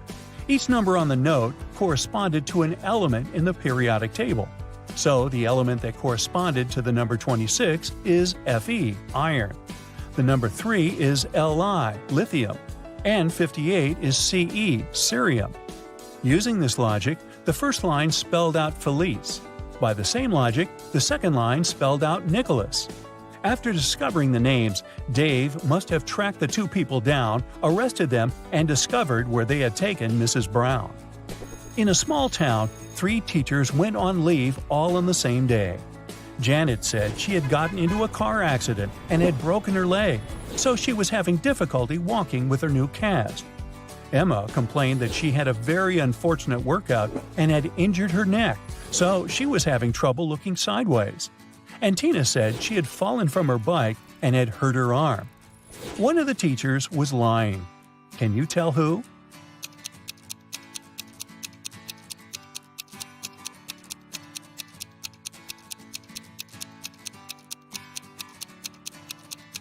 It was Janet. She claimed she was having difficulty walking with her cast, but she didn't even have crutches. She must be the one lying. Hey, my dear detective, are you ready for a nice brain workout? Great, then let's get started. Yeah. William decided to go on vacation for a month. He went to a bank and asked for a loan of $500. The bank officer told the guy that the loan could only be approved if he mortgaged some valuables at the bank. William said he would mortgage his car, whose worth was a whopping $80,000. The bank officer was surprised, but he approved the loan instantly. After William's vacation was over, he came back to the bank. The bank officer asked him why he had mortgaged such an expensive car for such a small loan. William told him the reason, and the bank officer admitted it was a very clever plan. What did William say?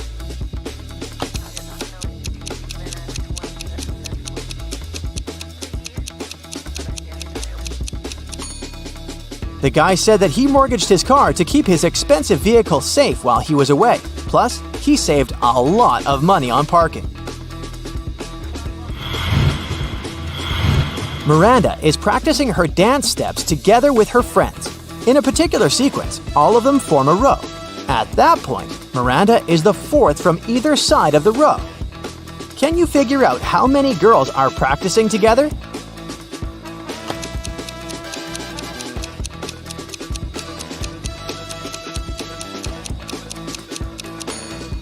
In total, there are 7 girls. Miranda is the fourth from either end of the row, which means there are 3 girls on one of her sides and 3 on the other. Ethan and his girlfriend took a flight to New York and reached their destination in 2.5 hours. After spending some quality time together, they flew back home. Surprisingly, this time it took them 150 minutes, even though the plane flew at the same speed. How is it possible?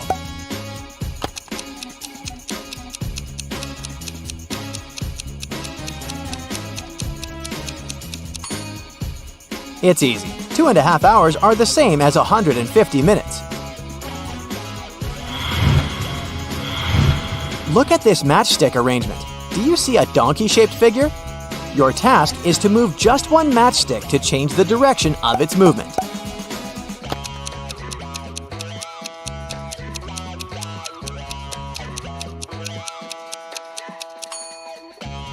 That's how you can do it.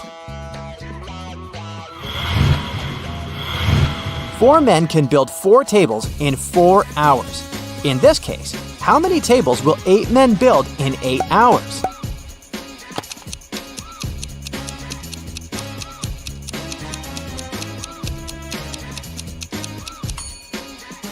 Was your first instinct to say 8 tables? Because that's what immediately came to my mind. But in fact, the correct answer is 16 tables. And it actually makes sense, because 8 men worked twice as long as 4 men. Look at these people attentively. Who do you think is in greater danger?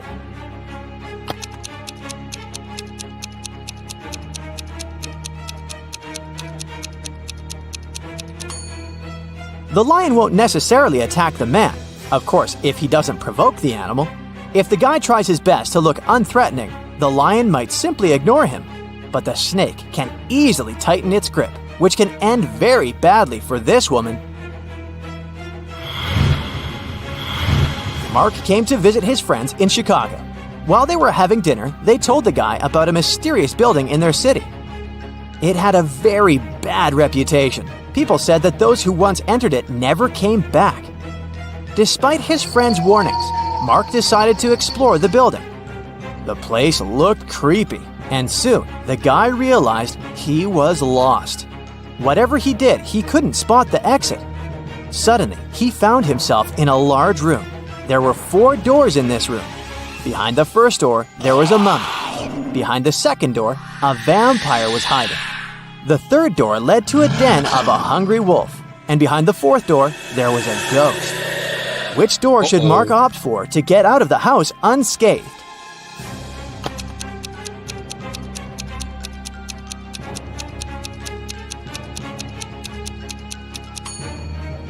The mummy can potentially be very dangerous. The vampire behind the second door is also far from friendly.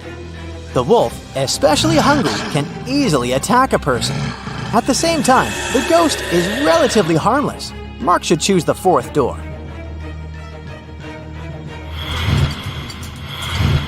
Now, look at this image. Can you figure out which man is the girl's husband?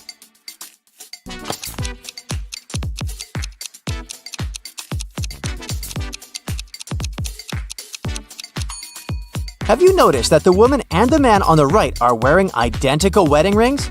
That's the clue we need. Marta got into a trap set by a powerful witch. The girl got locked in a jail cell, and the only thing that could help her escape was a special magic elixir.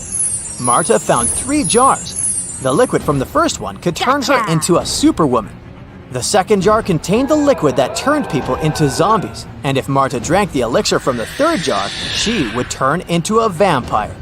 The effect of each elixir could last for half an hour. Which of them should Marta drink?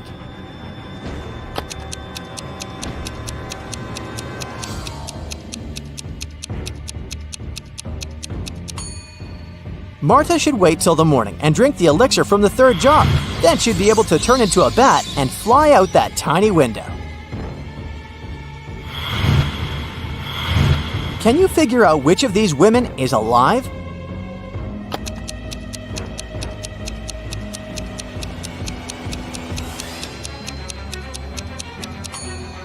It's the woman on the right. Unlike the lips of the other 2 girls, her lips are red and plump. Plus, her hair is still growing. If you watch a time-lapse of them lying there, you can notice that the length of her hair is changing. Poor people have it, but rich people need it. If you eat it, you won't survive. What is it?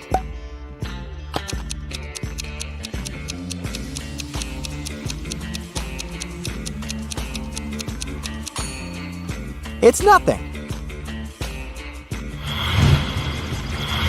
Now this next riddle is kind of funny. To solve it, you need to think outside the box. Why are all the rivers in the world rich?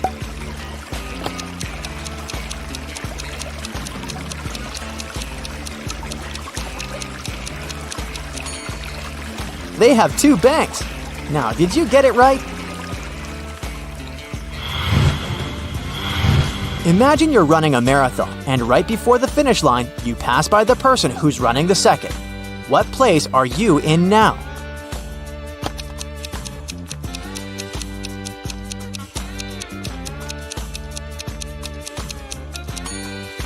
You're still in second place. You've been faster than the person in second place, but not first.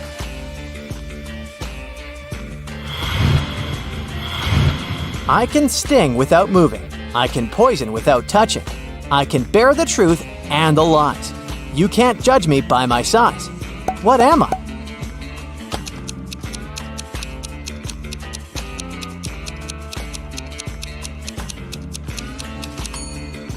A word. You measure its life in hours and minutes, and it serves you by expiring. It's quick when it's thin and slow when it's fat. Its biggest enemy is the wind. The longer it lives, the smaller it becomes. What is it?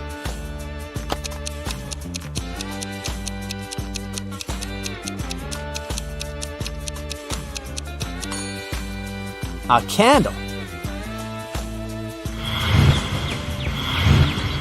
You probably know that ants move in groups. In one such group, there were 2 ants in front of the other 2 ants, 2 ants behind the other 2 ants, and 2 ants next to the other 2 ants. How many ants were there in the group? A small hint. You probably won't need your calculator to crack this riddle.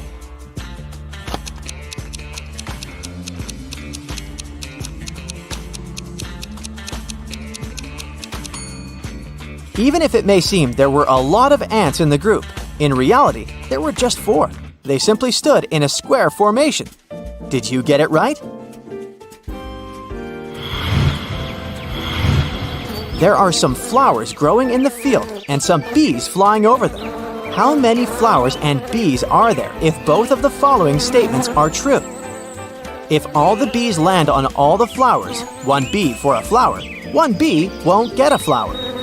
If every 2 bees decide to share a flower, 1 flower will be left without a bee. How fast will you be able to find the answer?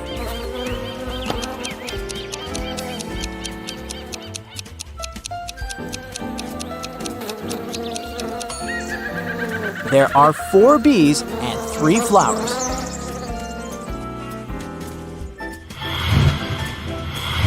Once, Mrs. Smith, Peter, Paul, and Patrick's mom heard a loud sound of shattering glass coming from the living room. She ran into the room and saw that her favorite vase was broken. She also spotted a football. She asked her sons what had happened, and each of them told her his own version of the accident. Peter said that Paul hadn't kicked the ball. He added that he knew for sure that Patrick had done this. Paul said that Patrick wasn't guilty. He also added that he hadn't finished his homework. And Patrick said that Paul had broken the vase, and he knew that for sure because Peter didn't play football at home. How could Mrs. Smith understand who broke the vase if the following is true? 1 boy lied in both of his statements. 2 boys told the truth.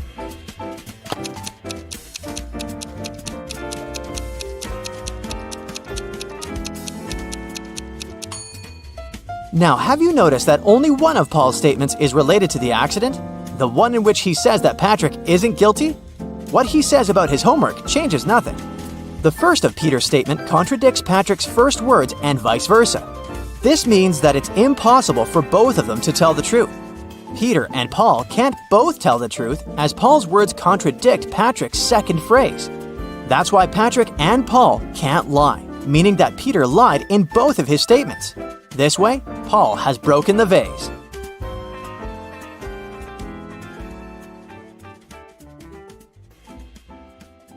Hannah runs a dance show. She arrived in Finland with the 3 best dancers to perform during the winter holidays. On the first day of the trip, Hannah started to feel really bad and was taken to the doctor. After examining Hannah, the doctor claimed that someone had poisoned the girl. Hannah's manager flew in to interrogate each one of the dancers and find out if they'd had anything to do with what happened to Hannah. Kira said that she and the other girls had left the hotel early in the morning to explore the city. She also mentioned that Hannah had stayed behind to do a conference call in her room. Pam said she had spent the afternoon swimming at the beach, and that when she returned, she noticed Hannah was looking pretty bad. April said she decided to go to the museum all by herself since the other girls didn't want to join her. Hannah's manager noticed the girls' testimonies didn't match, and that it was definitely one of them who'd done it. Can you guess who is the culprit?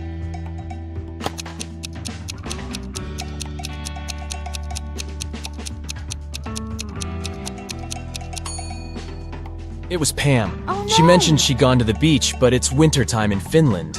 The water is freezing and mainly frozen this time of the year. She should have worked better on her alibi. Oh no! Hannah's manager called the police, and they arrested Pam. Kira and April felt bad for their friend, but they still had to put on a show, and now they were a dancer short. The girls decided to look online for a new dancer. They found 3 girls who might do a good job at replacing Pam. Deborah, Lily, and Sally. One of the girls is a perfect match for the trio. Can you guess who?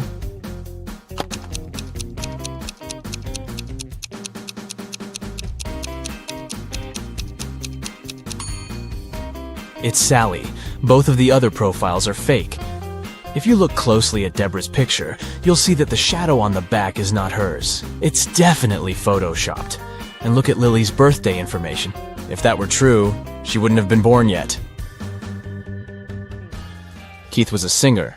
and he was going to perform at Bath's House of Performing Arts. He was taking all of his equipment backstage to get ready for a sound check when a police officer ran into the room. The officer said that one of the actors from that night's show was a runaway criminal. There were 4 actors playing Santa Claus, but one of them was a fake. Take a look at their bags. Can you figure out who the criminal is?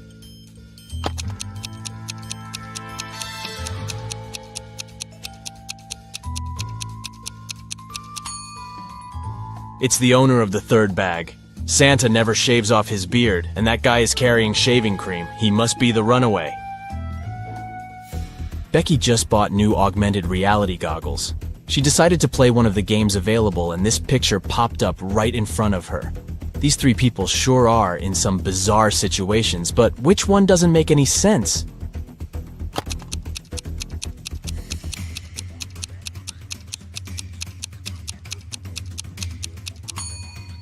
The man on the left is walking on lava.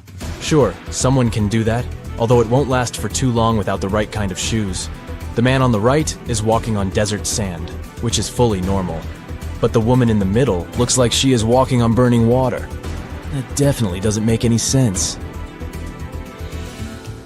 Felicity was 10 weeks pregnant when she decided to try a new doctor in town.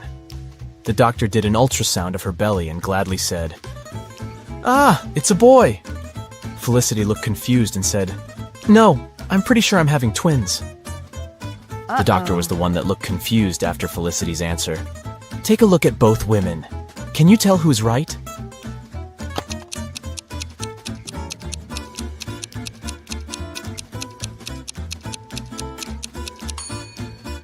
Felicity is right. I mean, take a look at this doctor. She isn't even a real doctor in the first place. She's not wearing proper medical attire, and she doesn't look like she knows what she is doing.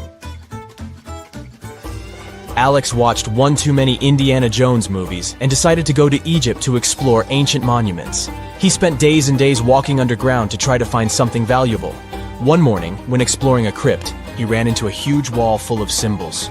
Among the symbols, there was an encrypted message. It went like this: sun plus sun equals sign, moon plus moon equals sign, wave plus wave equals sign. Can you help Alex figure out the encoded message?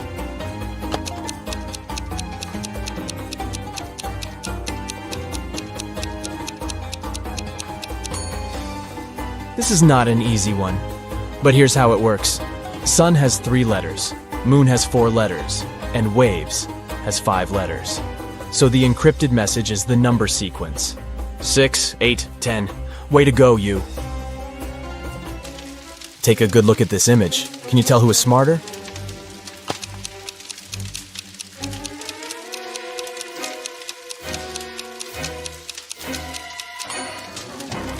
Let's see. There's a part of the house on fire, so ice would be a bad way to try to extinguish it. You would have to wait for the ice to melt into water. But during that time, the fire just grows.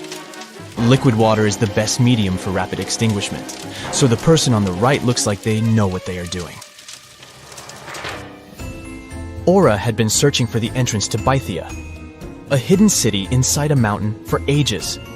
She searched the 7 seas and the 7 lands until she finally found a hidden door, guarded by 3 ancient creatures. She asked them if this was the entrance to Bythia, but they wouldn't say a word.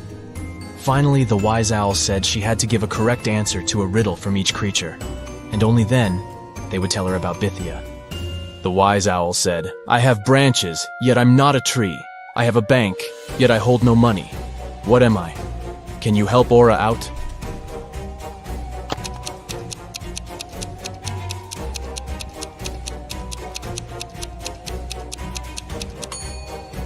The correct answer is a river. A river has branches that flow into different streams, and the sides of the river are called riverbanks. The fox was up next, and his riddle said, "I have a bed, yet I don't sleep. I have a mouth, yet don't eat. What am I?" Aura took a while to figure this one out, but she got it right. Can you guess what she said?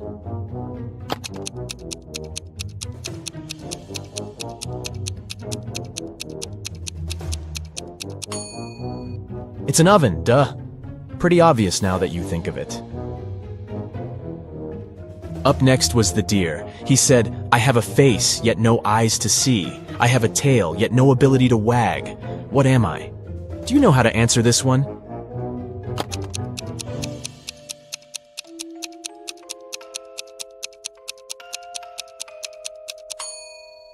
It's a clock. A clock has a face with numbers but no eyes. And it has a tail that we call a pendulum, but it doesn't wag like an animal's tail. The wise owl opened the door and showed Aura that there were 3 pathways leading to Bethia. She should choose the correct one, otherwise she would get stuck in this in-between place forever and would never be able to get out. Take a look at the pathways. Which one should Aura choose to complete her journey?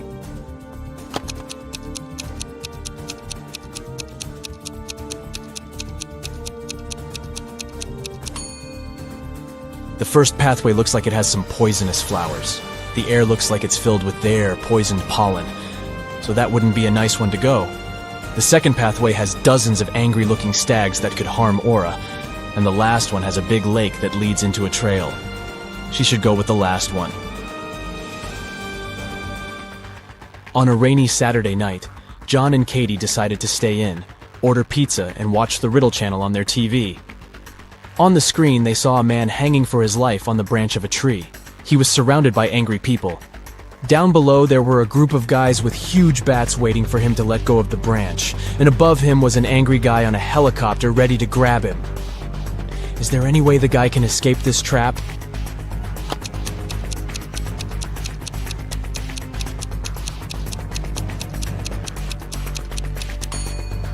He should throw the bat that's in his pocket to the floor, aiming at the group below him.